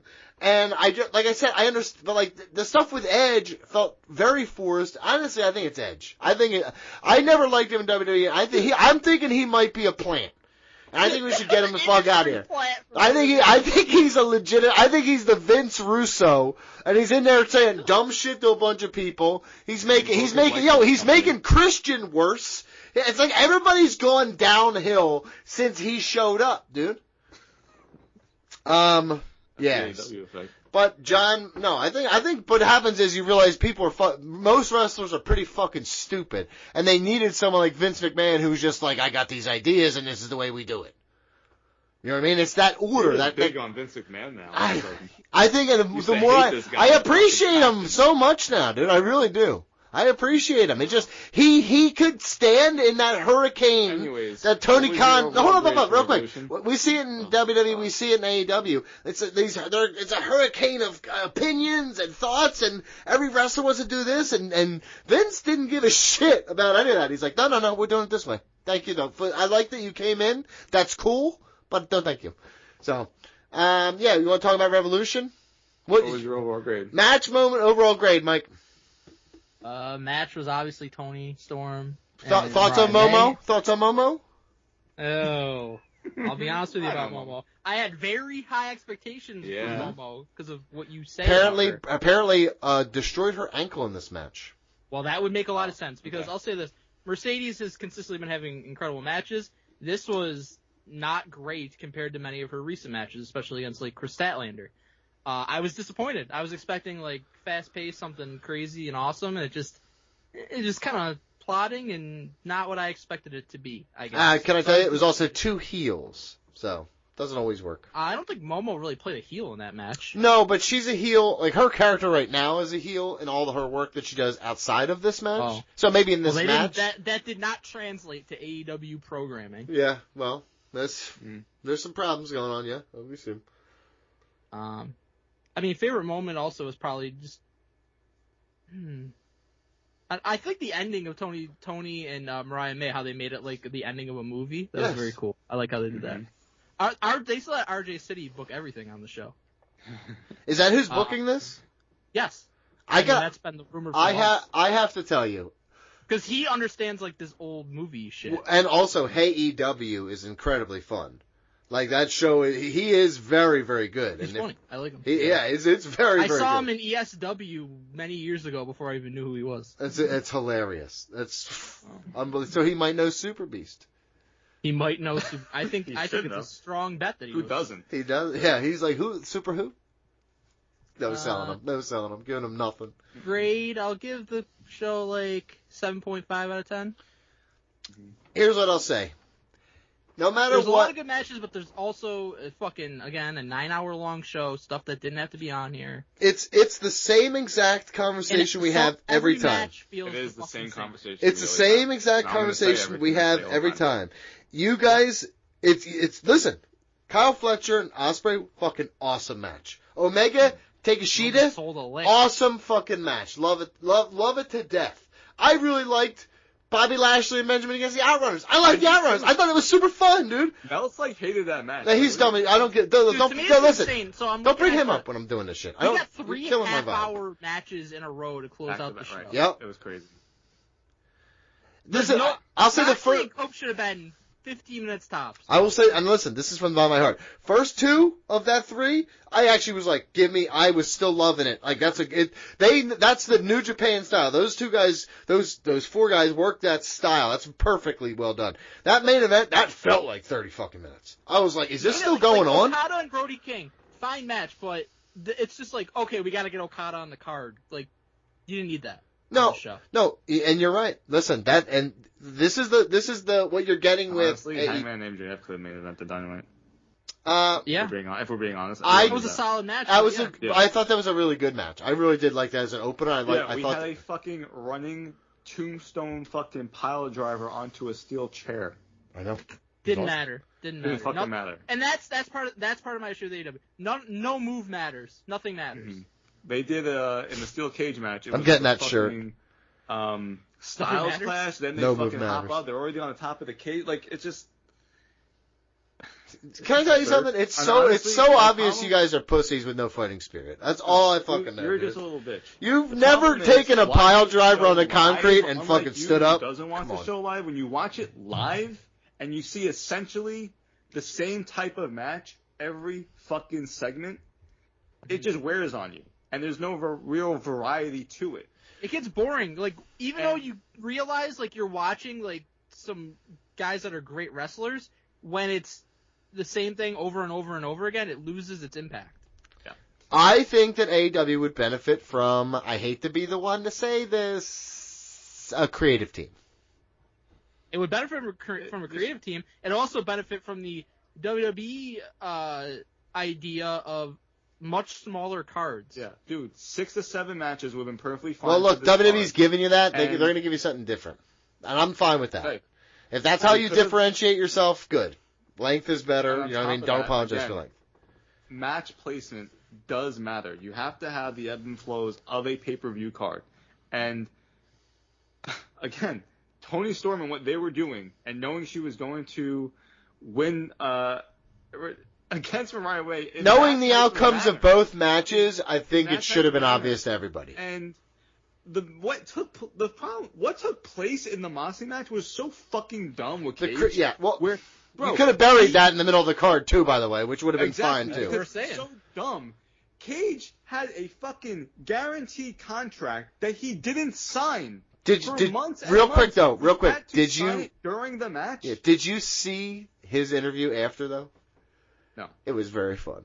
He said it's the worst fucking Money in the Bank I've ever seen. Well, no, but listen. You got to see the promo. It's very good. Christian's the best. At the end of the show where he jumps out, which was a really cool spot, but it wasn't the crescendo that you really needed in this card. No. And the crescendo was the match that Toni Storm and Ryan May had, which was fucking awesome. Everything about it was so great. Perfect length also, by the way. Like, not everything needs to be 30 minutes. Mm-hmm. So some stuff where they can differentiate themselves from WWE. So some should be 30 minutes. Oh, but agree. Like Will Ospreay and Kyle Fletcher, 30 minutes. Yes, but the main event didn't need to be 30 minutes. No. This match, which wasn't 30 minutes, proved it didn't need, and you got all the intensity, You got all the violence. But again, you weren't talking about crescendo in that match. It was like, it was just a fight from the jump. Toni Storm and Mariah May had the spot of the night for me, which was when they had the fucking broken glass. Yeah, Taipei Deathmatch, baby. Rotten, brother. Remember Ian versus Axel? Yeah, yes. Also, her promo on Megan Bayne is incredible as well. She just gets it. She really does. And knowing that RJ City is behind this is, that makes a lot of sense. That's definitely what's happening. It's very true. I can't believe I didn't see that. I feel very stupid now. Very stupid. I give this pay-per-view a 9.5 out of 10. Awesome as always. I never, listen, I like it like I go to a restaurant. I leave full. I leave full when I'm done. When I'm done watching a movie, I'm full. I'm full, man. It's really good. It's an 8 out of 10 show. I got my money's worth every time. That's how I feel. And like, I agree with the placement thing. And look, listen, if you're going to add Christian in like this, I don't even mind. Again, but to me, it just feels like, is Edge being I'm not taking a loss right now. I don't know. What is going on, dude? 100%. They had the spot in that match. Because that's bullshit. I want him out of here. That's not what AEW should be about. That's the opposite of what we wanted to do here. And also, isn't Edge supposed to be this guy who's all fucking fan friendly and good for the sport and friends with the boys and shit? But he's doing this. He is. Don't dash Colt. But they had a spot in that match where I thought it was going to be the end, where Moxley had Cage in the choke, and Cage reaches over to get the pinfall on Cope. And I was like, oh, I thought that, great spot, and he kicked out. But that was one of the best spots of the night for me. But then it had so much dumb shit in this fucking match. You gotta do better. Yeah, I was highly, and listen, when I saw what the Women's Championship was, I was like, okay, that's not the main event, so I can't wait to see the main event. So it amped me up for the main event. I agree with that. And then I got that, I was like, wait, what the fuck? If we got the Dynamite match at the pay-per-view, we would have felt better. I guess, but I still would have been like, neither should have main evented over Tony Storm. So I agree. The pay-per-view match was not, it just wasn't good. That was, to me, that was probably the worst match of the night, and it was the main event. I agree. No, I don't think it...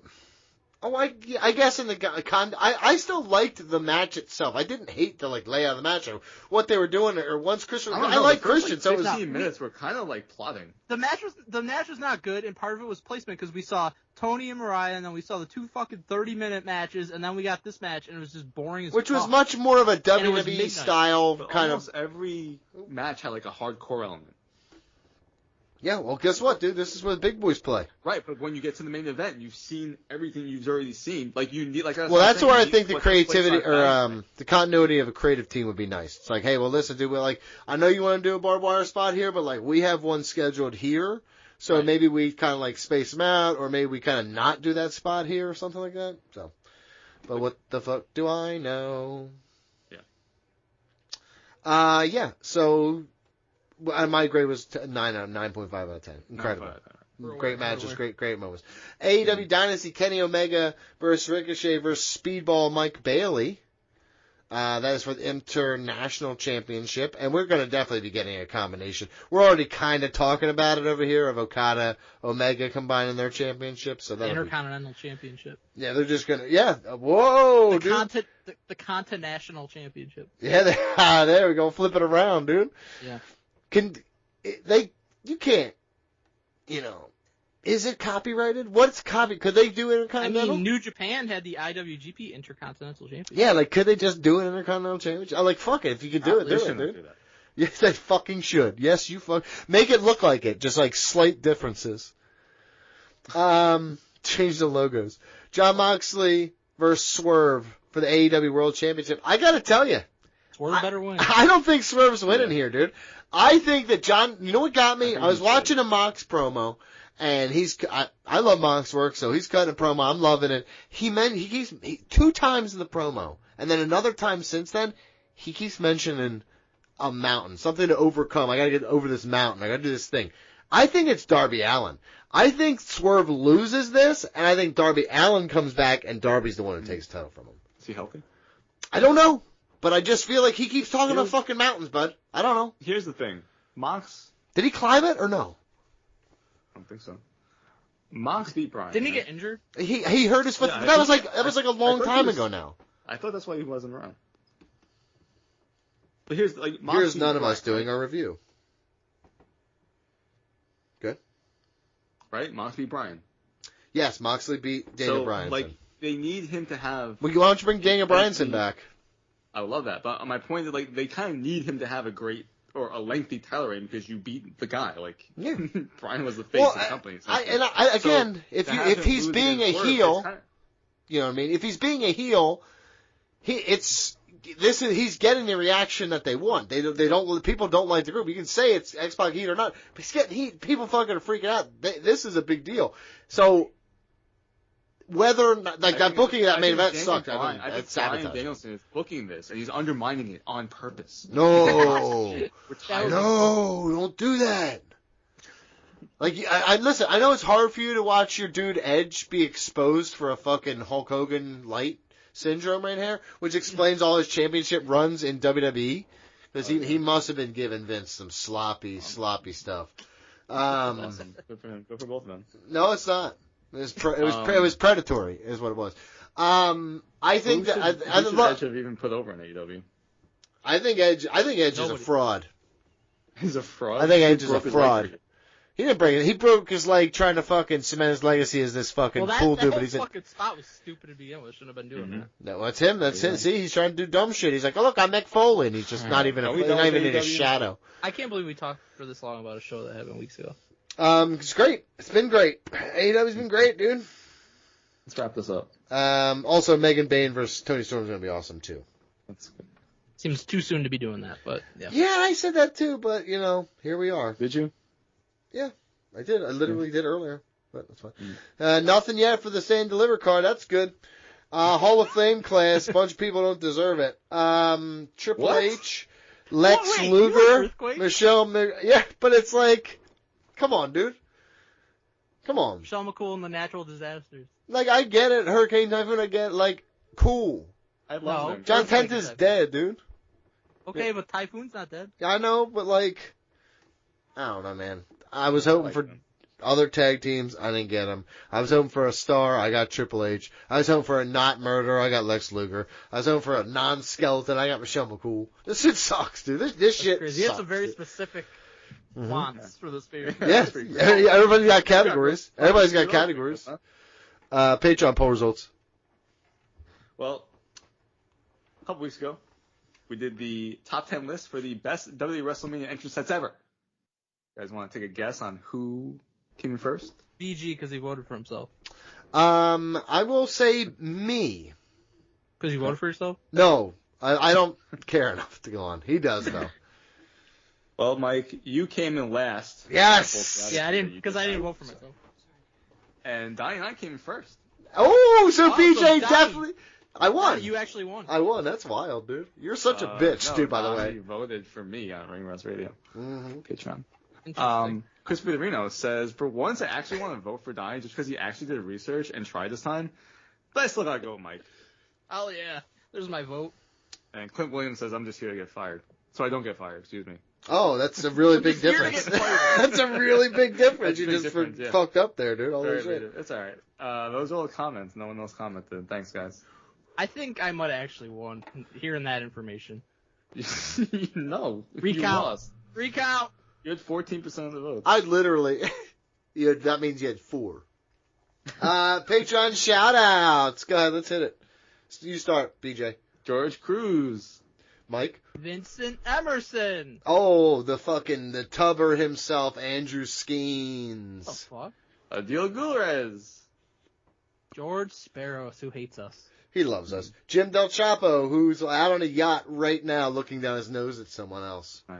Does he got a couple dens on that? His chair is made of actual, like, it's a person forced to sit, and he sits on them. He sits on them.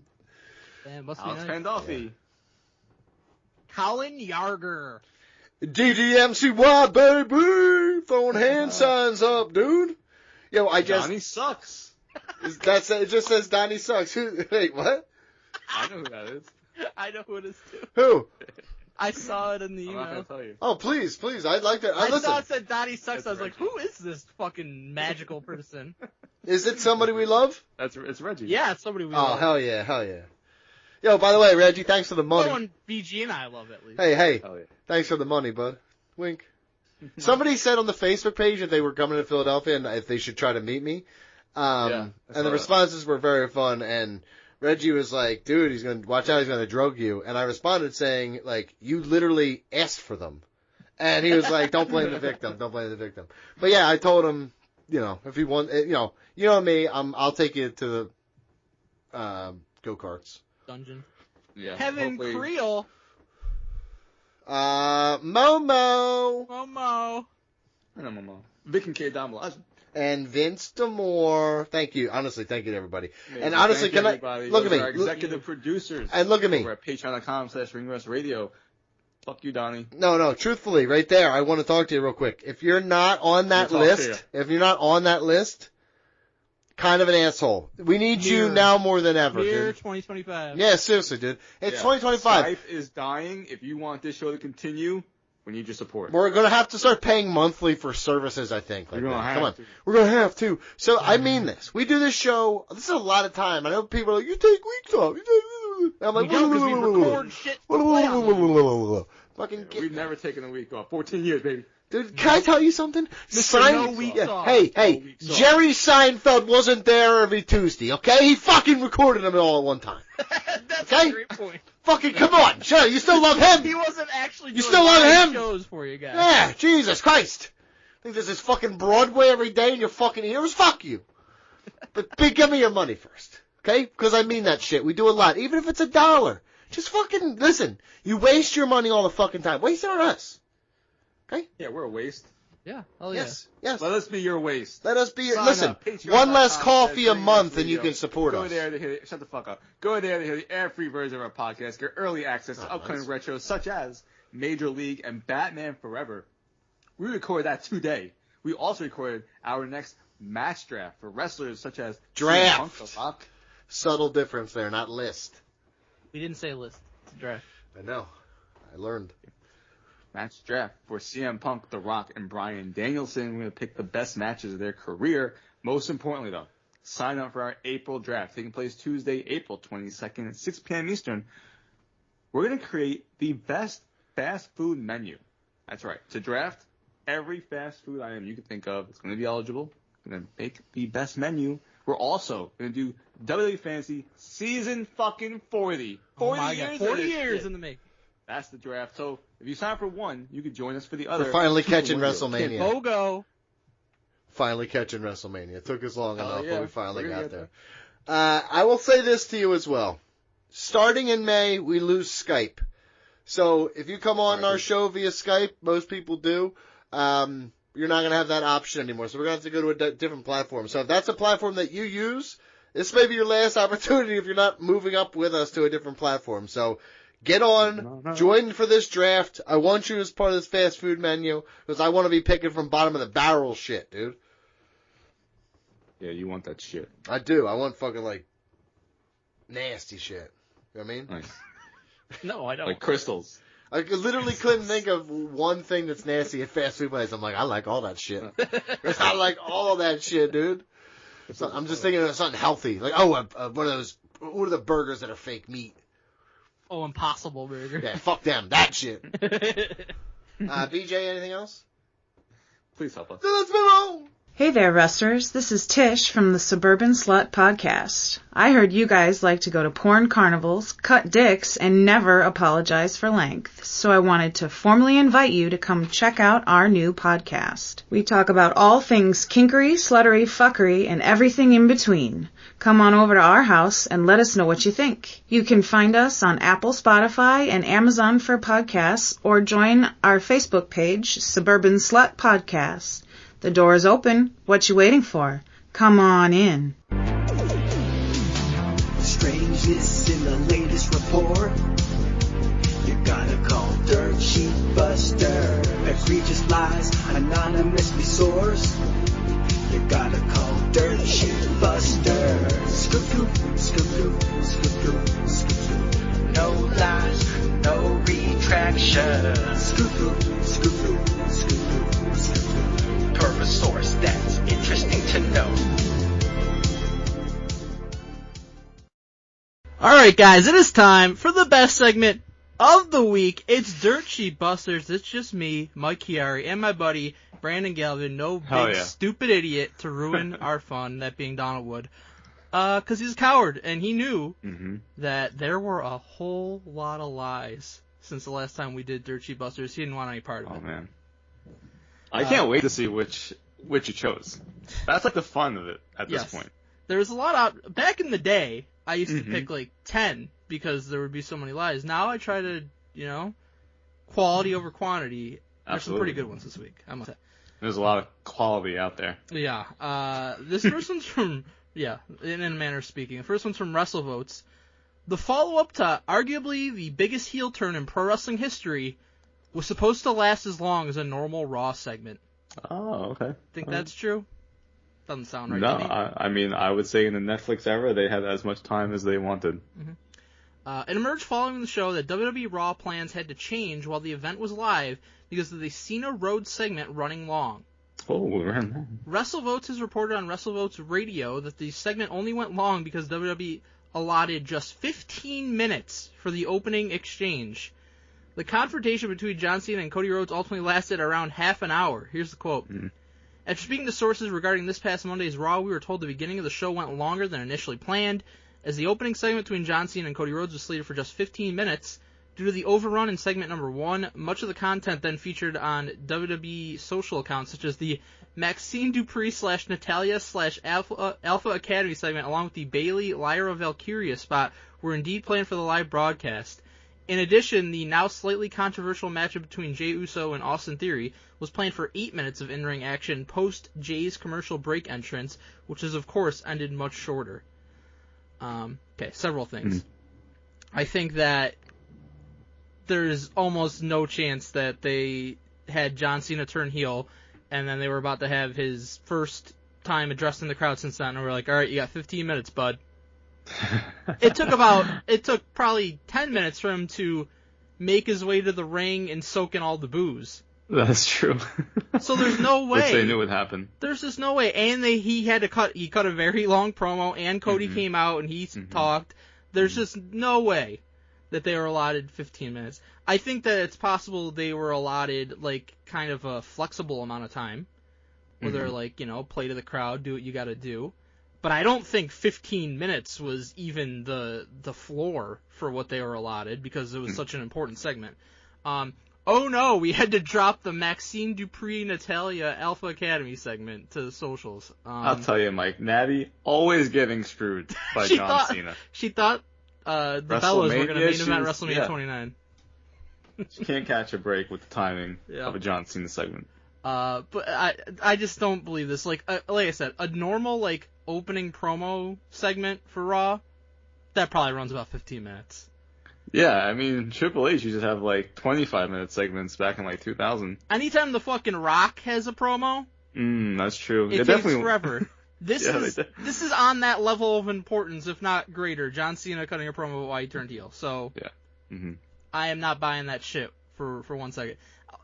Also, the Jey Uso and Austin Theory match, it was probably better off just having it be a fucking squash match. I agree. For the world title. When you said 8 minutes, that was what was most shocking in this whole thing. Right. I was like, what? We did not need it. I like Austin Theory, but we didn't need an 8-minute Jey Uso versus Austin Theory match. No, absolutely not. And honestly, didn't need those other segments you talked about either. Exactly. Next one's from Wrestling Observer Newsletter. Here's WWE's original plan for Goldberg's retirement match, per our eyes. Oh. I trust my eyes, I do. The original plan for Goldberg's retirement match had been revealed following his return to WWE at Bad Blood 2024, during which he had a confrontation with Gunther that failed to turn physical after security intervened. It was noted that WWE had agreed to host Goldberg's retirement match. The Bad Blood angle would have led to Goldberg's retirement match, with Dave Meltzer reporting in the Wrestling Observer Newsletter that Goldberg was planned to face Gunther in his final bout, likely after Gunther dropped the World Heavyweight Championship. Whether the match is still on the cards is unknown, but Goldberg stated earlier this week that Goldberg vs. Gunther would be logical in a passing of the torch, in a way. Oh, so Meltzer's reporting shit here. Well, he thinks he is. Give me a break. Or he's acting like he is. We watched Bad Blood. We saw Goldberg, Gunther owned Goldberg, and he got all pissed off. This has been discussed since October. Then we saw Shortly thereafter, he was on a show on SEC Network. That's where he announced that he was going to be having his retirement match in 2025. It's like, don't know when, don't know where, but Gunther would make a lot of sense, considering I have issues with him. Like, this is fucking obvious. Like, of course this is what their initial idea was. Whether it ends up happening that way or not, we saw them have a confrontation, so why wouldn't that have been the original plan? Yeah, very strange. I gotta be honest with you, Mike. If you're Goldberg, and of all the things that have been said and that he said about himself, pro wrestling, do you, Mike Chiari, believe that Goldberg is going to lose in his last match? Think it really I don't think that he would lose. I don't think Goldberg would go out on his back. Yeah, I think it really depends. And so for it to be against Gunther, I'd be like, I don't know about that anymore. I think it depends who it's against, because I think he would maybe beat Gunther, but I think that's not ideal for Gunther. No, to me the more interesting match I think would be Goldberg versus Braun Breaker. Yeah. And with Braun Breaker winning. Or even. And I think maybe he would be more willing to put over Braun Breaker because, he knows the Steiners and they were in WCW together and all that. He played Braun played football, so. Sure did. I think I could see that being a situation where he would be willing to put somebody over. I'll tell you what could be interesting, and this is more of a Vince McMahon thing, but let's say John Cena beats Cody for the championship. Oh, sure. And John Cena defends the title against Goldberg in Goldberg's last match, and Goldberg wants, he's kind of like save WWE from John Cena. And, I think Goldberg would have no problem losing to John Cena. Right. That'd be cool. John Cena. I'd be totally fine with that. Well documented. Not a Goldberg fan. Right. But I think there are some ways. I don't think they've ever had a match, right? Not to my knowledge, unless, because Cena was 2002. Fresh on the scene when Goldberg was there. Goldberg was on Raw. John Cena was on SmackDown. I don't think that they've wrestled.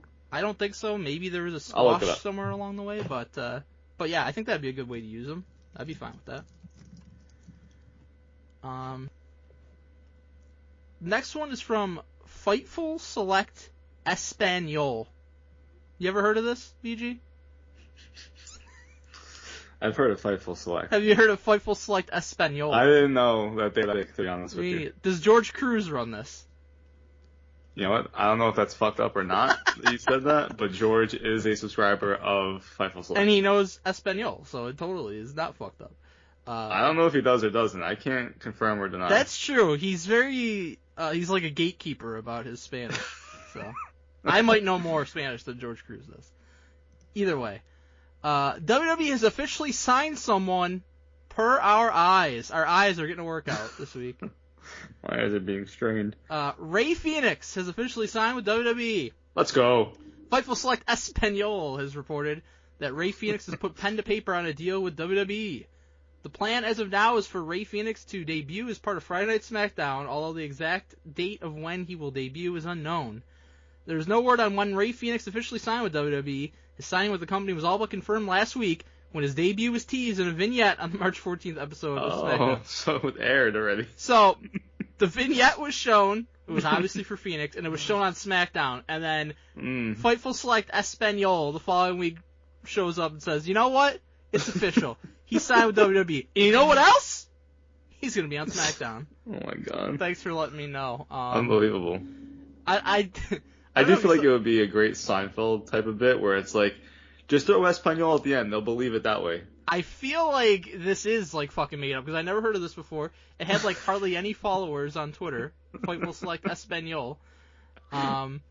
Is there another version of Fightful Select that we don't know about beyond this? I feel like Fightful Select Espanol is Sean Stapp in an El Grande Americano mask, maybe, reporting news. Because this is about as fucking obvious as his other reports. I respect that very much if they did that. It's like a Juan Cena. Yo, awesome for Phoenix. Interesting, he's not going to be on Raw with Penta. Yeah. I like that. Let's not do what AEW just did and put them as a tag team for no... I think it's cool because Penta's been doing great on his own, so he doesn't really need that right now.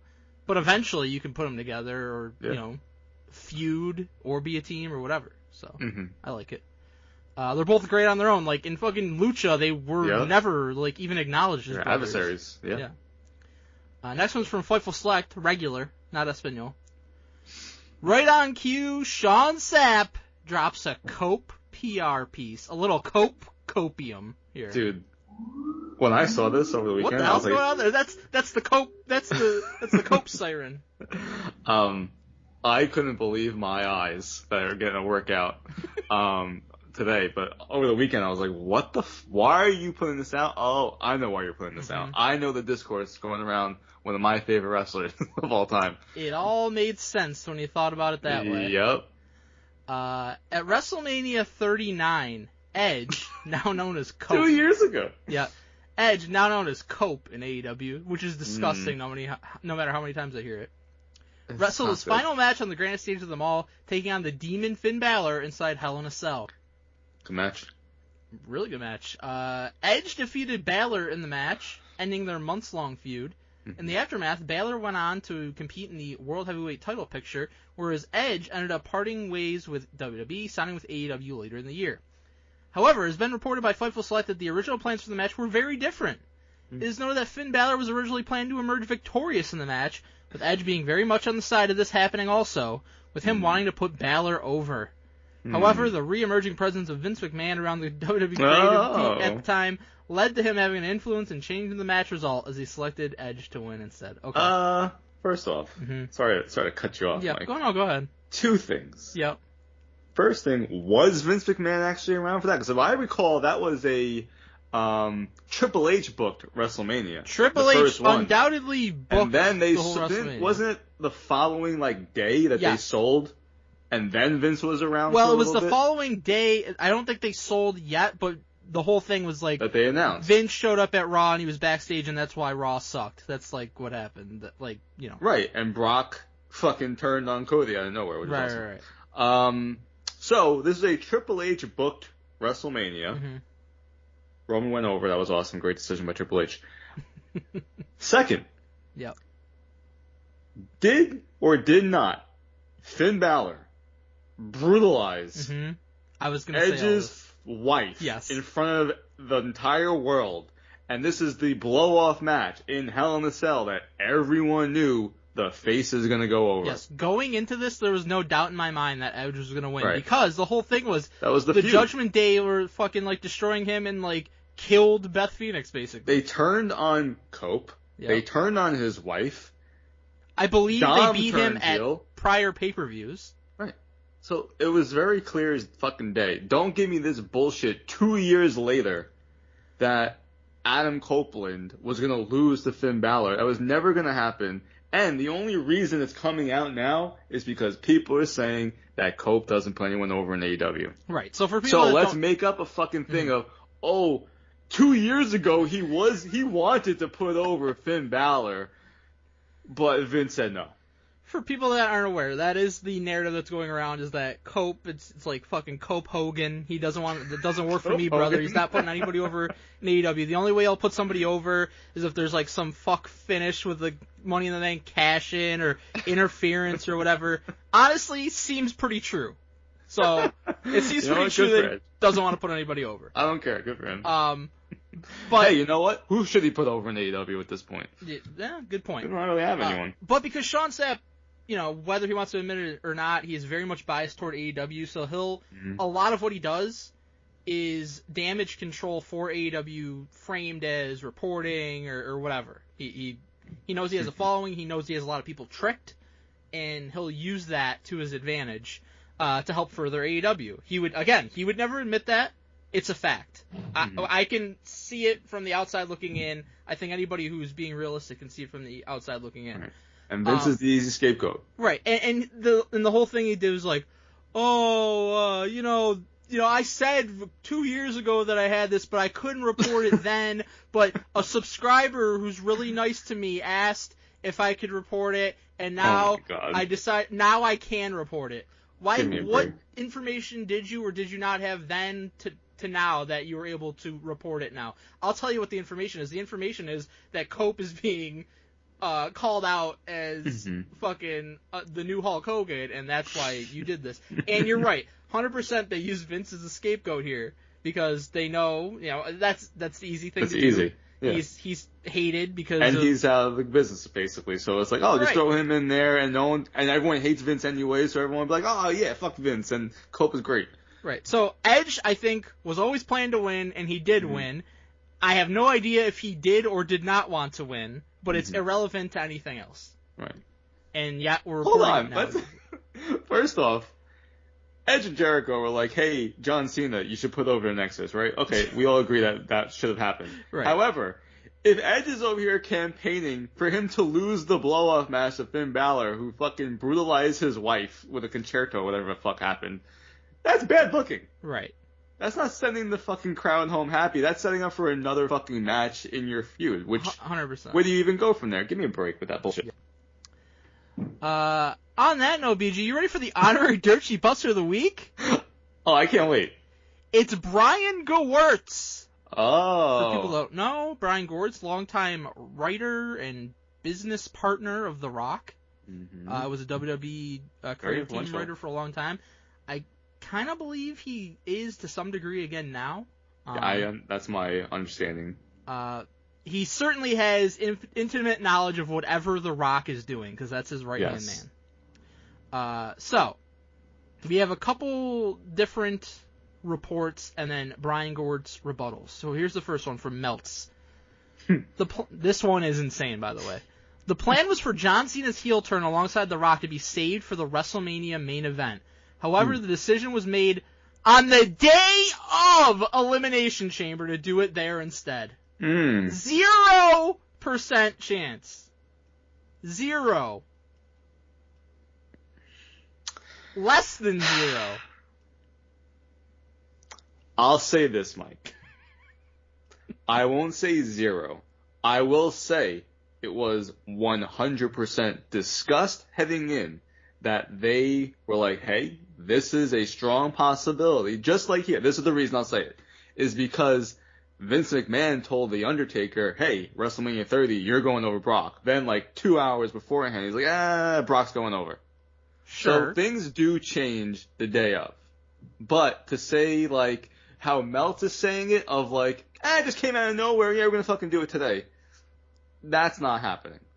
I think as soon as The Rock got involved, they knew the direction they were going. I just don't think that... Yeah, you know what? Fuck Mouth. I'm not defending any of that. You don't do that on a whim. And also, it makes so much more sense to have done it before WrestleMania, because you have the benefit of the heel versus babyface build-up. Brian Gewirtz responded, 0 for 2. That's what he said. Yeah, interesting. Those were both wrong. Yeah, you know what? I'm going to take back what I said, because Stone Cold famously says, huge mistake to turn heel and join Vince McMahon at the end of WrestleMania 17. Let the sour taste in people's mouth. Shouldn't have done it. So I think Triple H, The Rock, who was involved in it, and John Cena, all students of the bit, Paul Heyman, as well, will be like, you know what? We probably shouldn't end WrestleMania like that with a fucking basically a screw job finish. And I'll take Brian Gewirz's word for it, since he's part of this decision-making process. Absolutely. Second report. Great tweet. Over to quick tweet. Second report from WrestleVotes. One of the ideas discussed for The Rock and John Cena has been to label them The Rock and Soul Connection. Dude. That would be fucking horrible. Honestly, I don't hate it. Brian Gewirtz, your sources are drunk. Oh, excuse me. Fucking Donnie. Owned him. I love this shit. He has done this in the past, and I'm a big fan of it. Brian G? Yep, Brian G. Yeah, he's had some Twitter threads that are very insightful. It's nice because you read from the horse's mouth of somebody that's actually making these decisions and having these conversations. Or you can believe Meltz, who's batting about, 091 for the year in terms of his reports. Meltz is the worst. Horrible. I hate it. Ready for the coup de grace? Double stomach. Oh, baby. It is from The Worst. It's from Wrestling Observer Radio. BG, The Rock is like Transformers. Hope you don't want to know why. I really want to know why. I am intrigued. If The Rock was in G.I. Joe. If you'll remember, should be in Transformers. This is a callback, somewhat, to a report about Hulk Hogan from January, about how he too was like Transformers.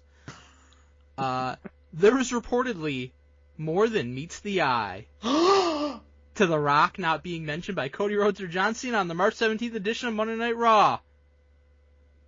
The Rock more than meets the eye. What exactly that means is unknown, but WWE will deny whatever the real reason is, according to Dave Meltzer on Wrestling Observer Radio. Okay. Dave Meltzer and Brian Alvarez had the following exchange on Wrestling Observer Radio. These are always great. Meltzer, you know who they didn't mention hardly at all? I don't even think they mentioned him at all. Dwayne. Oh, I hate when he fucking does stupid. that. There's more to it than meets the eye, apparently. I'm sure he's not dropped, but something is going on. Does he think they released The Rock? Alvarez, what does that mean? That's honestly good question. Greatest question Al has ever asked. Meltzer, it means there's something going on. Alvarez, well, we shouldn't have brought this up if you can't tell us anymore because now you've just made people angry. Good point again. Alv on fire right now. Meltzer, I don't know more that's going on. I was actually just told it's what you think. I think they thought that I knew, which I didn't. And they said that even if you say it, everyone in the company will deny it. So it's something, but I don't know exactly what. There's always stuff going on behind the scenes. That's all. That's not all. I need more than that. I need you to, say that again. I think that you thought what I thought that you knew, that you thought I knew. What the fuck? I don't know more that's going on. I was actually just told it's what you think. What the hell does that mean? Don't know. He I don't know. Elaborate. He literally just said, I don't know what's happening. I think they thought that I knew, which I didn't. No one thinks you know anything. No, they don't. And they said that even if you say it, everyone in the company will deny it. What the fuck? It's something, but I don't know exactly what. There's always stuff going on behind the scenes there. That's all. I gotta be honest with you, Mike. Mm-hmm. I'm gonna need you to bold, italicize, highlight that so that I remember this for the Rusties, because this is an all-timer. This is incredible. You know what? I'm gonna put it right now. I am gonna bold it. I am gonna put it in yellow. Yeah. Highlighter. This is an all-time. I don't even know what the fuck he said, because he says I don't know, but then I'm just reminded of friends. He pretty much said nothing, as is usually the case. That was embarrassing. Can I tell you what I think the situation is with The Rock? He's not around right now? He's not around right now, so that's why they're not mentioning him. And then when he is available in these coming weeks at some point, then that's when they're going to address the shit with The Rock. It's not fucking rocket science. Rocket science? Rocket more than meets the eye. It's like Transformers. Hell fucking yeah. Rocket ship. I fucking hate it that he's not involved right now. It makes no sense to me. I wish we discussed about it, so it was, but this makes even less sense of what Melt said than The Rock not being mentioned for 2 weeks. The fact that he even, put in the idea that, he was just dropped from the storyline. Come on, man. Come on. BG, how'd we do? Ooh, ah! I hate you, Melts. Alright, guys, I am glad to report that it's still just me and BG. Oh, yeah. We're going to be finishing this show out on a strong note. We're going to start with fantasy standings. BG, this is big. We're technically less than a month out from WrestleMania now. Fuck this. Well, you might be pleasantly surprised. I don't think so. How about that? In last place, 14th with -40, it's Everson Godfrey. What? 140? Yep. -40. Oh, -40. It's -140. At least it wasn't me. All right, you know what? -140 would be insane. I am pleasantly surprised that it's not me. Okay. In 13th with -20, Angel Mesa. Oof. Not me. No, you're moving on up. Holy shit. A tie for 11th with -15. Mongo and BG. Hey, that's a lot of points, Mike. Hey, sure is. That's a lot of points for me. Sure.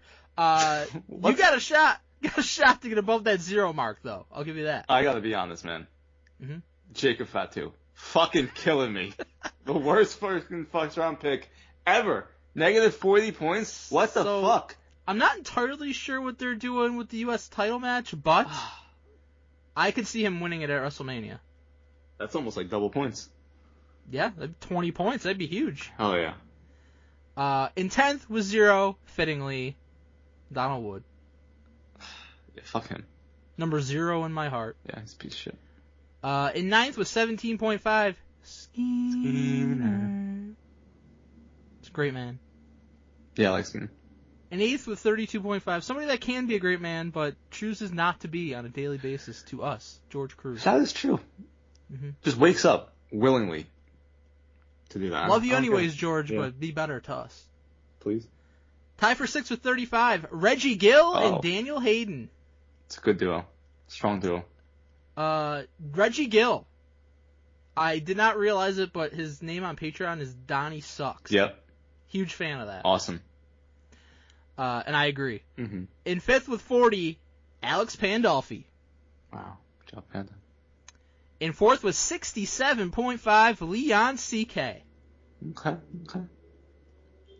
Good in scores. 3rd with 80, Big Money Mike. Wow, so you're in the running.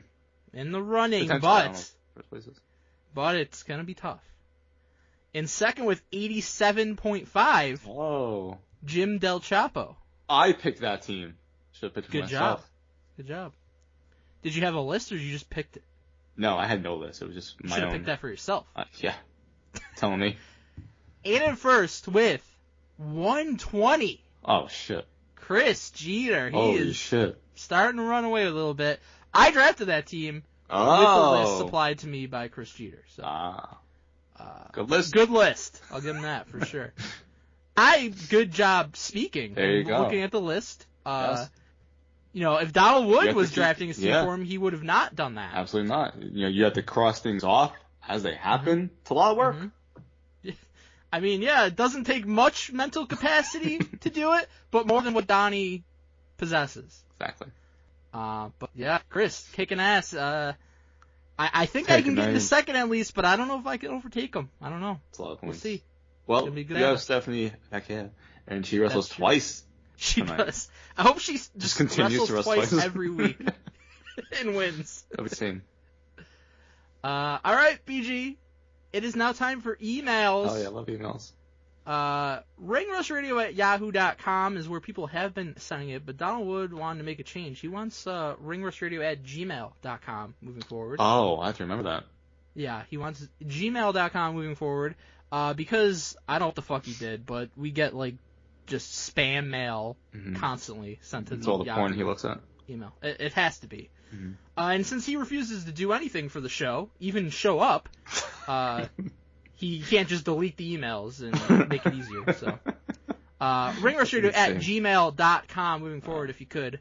Also go to patreon.com/ringrustradio, and if you can contribute to the email tier higher, we have to read at least one of your emails every single month. First one is from Justin Credible Carton. It's a good name. Subject is Patreon email. Patreon email. You know what I said. Patreon.com/ringrustradio. Hello, Triple R rated superstars. This is my first Patreon email. Hey, thank you very much, Justin. I signed up so Donnie could keep playing Five Nights at Freddy's or whatever on YouTube with 3 followers. I'm down to help fund that. It's fucked up, but yeah, it's true. Is there a Five Nights at Freddy's game? I didn't even know that. Yeah, that's where it originated from, dude. I thought it was. Well, I knew it was a movie, and the movie was based on the game. Mm-hmm. Okay. I just wanted to forward this amazing Smarks post from Facebook and get your reactions. Is this guy right? Fed is dead? Yours truly, first time, long time, been around since before Bride D won at WrestleMania 30. That's a long time ago. That was a long time. Over a decade. Thank you for the first email. Hell yeah. Justin The Rock Johnson Carson. Wait, you may have your own name? This is what he wants his name to be. I said no. Justin Credible. You guys rule, even Donnie, but, like, never tell him that. He'll never know. Don't worry, I'll never tell him that. And he is not going to hear it. He doesn't show up. He doesn't listen to the show. He sucks. So here is an insane Smarks comment that Justin got from Facebook. After watching Speedball Mike Bailey's AEW debut last night on Dynamite, it clicked in my head that every time Tony Khan sends one of these lazy, overpaid, egomaniac talents packing for the WWE, he immediately replaces them with a younger, better, faster, and stronger, upgraded version of the jabroni he just let go. Yikes, dude. Like, while watching Bailey, I was like, wow, this is a more complete, more talented, less satanic version of Malachi Black. In the last part. Who can nothing like Malachi Black, by the way. No. Who can actually hit his martial arts style finisher without missing the guy's head by 3 feet. Whoa. Then, Tony told Jade Cargill to hit the bricks, and brought in her superior in every possible way replacement, Megan Bayne, whose aura isn't forced, and who is an all-natural powerhouse beauty, as opposed to a surgically enhanced botch factor. Oh. So, I think we could just say this man is racist. I think that's fair to say. I don't know, what about Jade Cargill is surgically enhanced? Maybe she got a breast augmentation? Don't know. But as many women in the business do. I'm just going to chime in here that Jade Cargill is stronger than everyone mentioned so far. 100%. So. And I think Megan Bayne's cool, but is it not true that Tony Khan probably brought in Camille first with the idea that he was doing Jade, and he fucking gave up on that immediately? Sure did. He sucks. And just as Papa Khan was giving Penta a one-way pass to the WWE dark match scene, Papa Khan, so this guy's a fucking loser and a weirdo, and Penta dark match scene, yeah, the guy that's on Raw every single week having great matches and getting massive reactions. He brought in the innovative hologram, who was coming up with 5 new moves a match and keeping the crowd on the edge of their seats. Instead of Penta spamming the same 5 moves all match and then spamming his tired Sarah Miedo catchphrase every 30 seconds to try to wake up the sleeping E-drones, seemed to react hugely to him every time he's fucking shows up. Merch sales, they actually sell masks of him, you know, who would have thought? So in conclusion, Tony Khan is constantly evolving his pro wrestling landscape, while Triple H is just happy to throw all of Tony's scraps out there to see if they'll get over. Newsflash, buddy, they won't. Penta's not over? That was wild. By the way, Tony Scraps, Malachi Black, who was in WWE in many places before that. Yeah. Penta, who was in Lucha, in TNA, in Wrestling Mike Bailey was in TNA. Mike Bailey was in TNA and wrestled every indie you can possibly imagine. So, sure. This is just... Okay, buddy. This is wild shit. This is how some AEW fans actually think. Like Donald Wood. Is this Tony Khan? I could see him calling himself Papa Khan, so maybe. Wow. Thank you. Gonna pop a boner over AEW. Holy shit. Thank you for making us read this, Justin. Yes. It's fantastic. This person is insane. Yeah, Thank you. That's insane. It might be Donnie. Next email comes from Alexander Rusev Contreras. Oh, by the way, Fed's not dead. That is not dead. Fed is thriving. Next email comes from Alexander Rusev Contreras. Subject is a wrestler's sighting. Hey, yo. Had to go to North Carolina for work this week. I'm at Raleigh-Durham Airport waiting to use the stall. Popeyes at 9 a.m. isn't the best idea. And who walks in to take a piss? Shane motherfucking McMahon. Nice. I didn't talk to him or take a pic. Should have taken a pic of his junk. Yeah, because I'm not a creep. But what would you have done? Has there been a wrestler or celebrity that you've met in the wild? If so, what did you do? Thanks for reading my email. From Alexander Rusev Contreras. All right. Very good email about Great the etiquette yeah. of seeing wrestlers in real life. On the way back from WrestleMania 34 in New Orleans, I'm at the airport, and I see Rob Van Dam. Now, Mike, you know RVD is one of my all-time favorites. Absolutely. Now, I'm looking at him like, I know who you are. That's Rob Van Dam. But he's talking to, like, I'm assuming, like, his handler kind of thing, agent type, and they are not happy. There is shit happening that he is pissed. There's a lot of flight issues. Yes. And that this was, like, 6 a.m. in the fucking morning. Yeah. And I'm like, man, but it's Rob Van Dam. When am I ever going to get the opportunity to see RVD? So I waited for his handler to leave, and RVD was just there. I just slowly walked up. I was, excuse me, Rob Van Dam, big fan. Just want to say thank you for everything. Shook his hand. That was it. Didn't ask for a picture, didn't ask for an autograph, no nothing, but I wanted to just thank him for everything he has done, and I needed to do that. It was just like, holy shit. Tweeted that after the fact when I got back, and he liked it or retweeted it or something like that, but he interacted with it, which is really cool. So then, same airport, I'm waiting for my flight, and you're sitting at the terminal, and I was just looking around, holy shit, there's the Mouth of the South, Jimmy Hart. Oh. Now he's all alone. I'm all alone. He doesn't have a handler. He is the handler. But it's just Jimmy Hart sitting there, and he has his glasses on as always and everything, but he's looking around and stuff, and we kind of make eye contact every now and then, and I'm not gonna go over to him. I just give him a little head nod.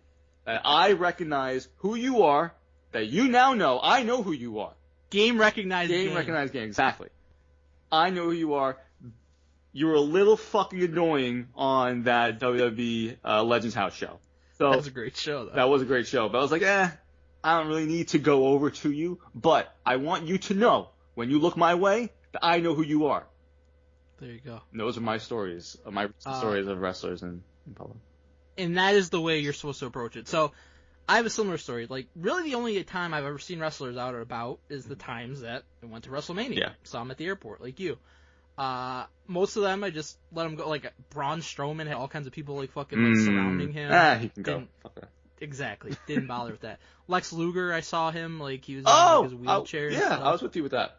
Yeah, so I didn't say hi or anything or bother him. Yeah. The one person I did talk to, though, is The Miz. Hell yeah. Because we were damn near next to each other in line.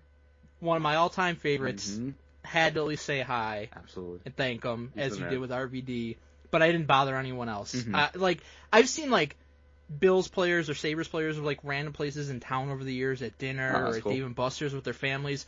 I've always just left them alone, let them have their privacy, let them enjoy their night. Mm-hmm. You could do, a little head nod, or if they're, alone, sure, just say, hi, or, handshake or whatever. But, to me, it's if you want to meet an athlete or, a wrestler or a celebrity or something, and you want to have more of an interaction than that, find when they're having an autograph signing. Yeah. And go do that.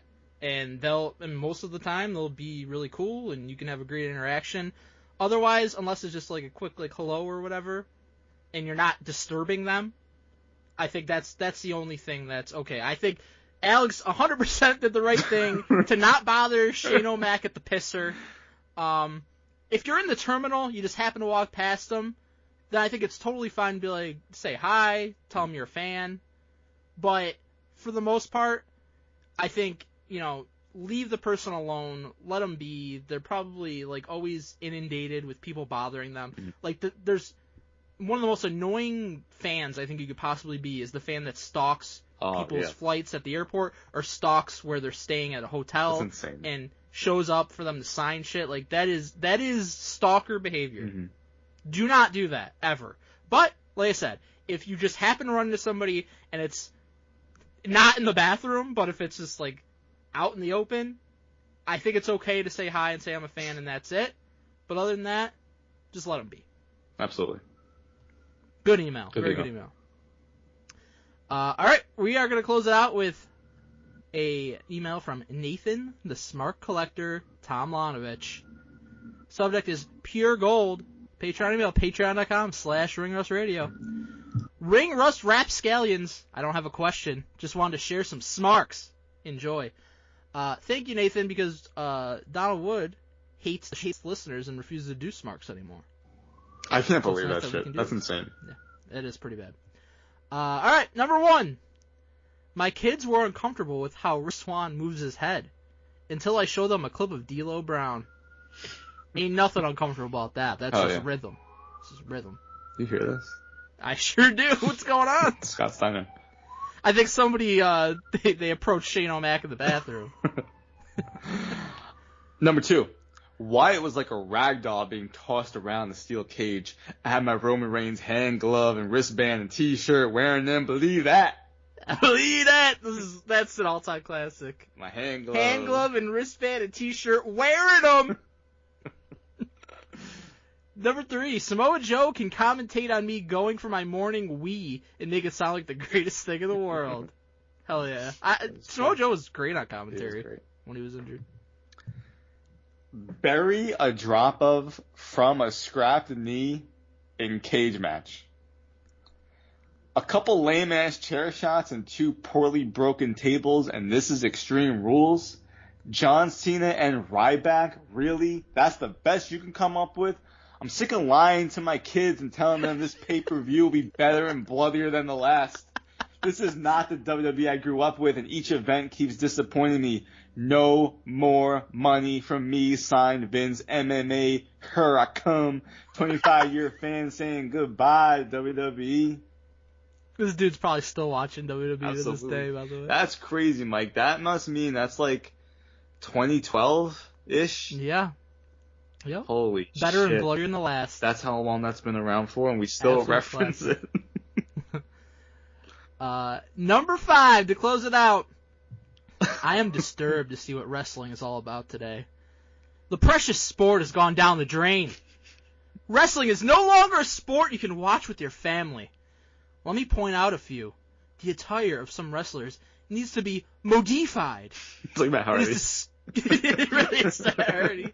It is disgustingly disgraceful to sit in your living or family room watching depraved-looking people, very unkempted.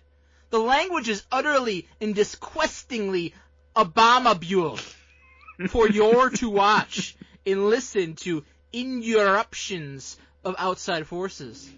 This is bullyism at the highest level.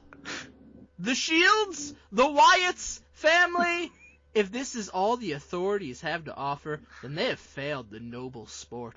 I really need this read in like a Game of Thrones, like medieval times, Matt Hardy-esque verbiage. Incredible. It would be amazing. Is Vince still of a sober mind? This doesn't seem so.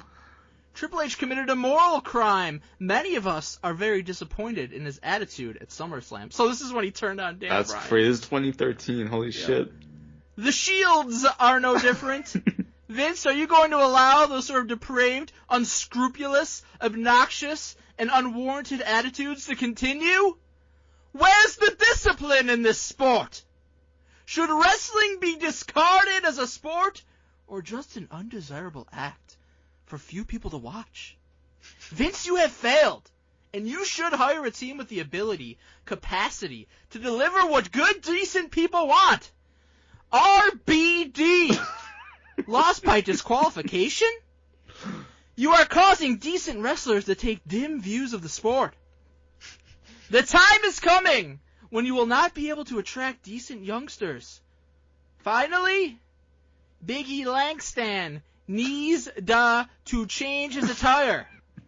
He is overly skimpy in the bottom part of his attire. Thanks, Nathan. One. P.S. Donnie, you have to do Smarks for Mania.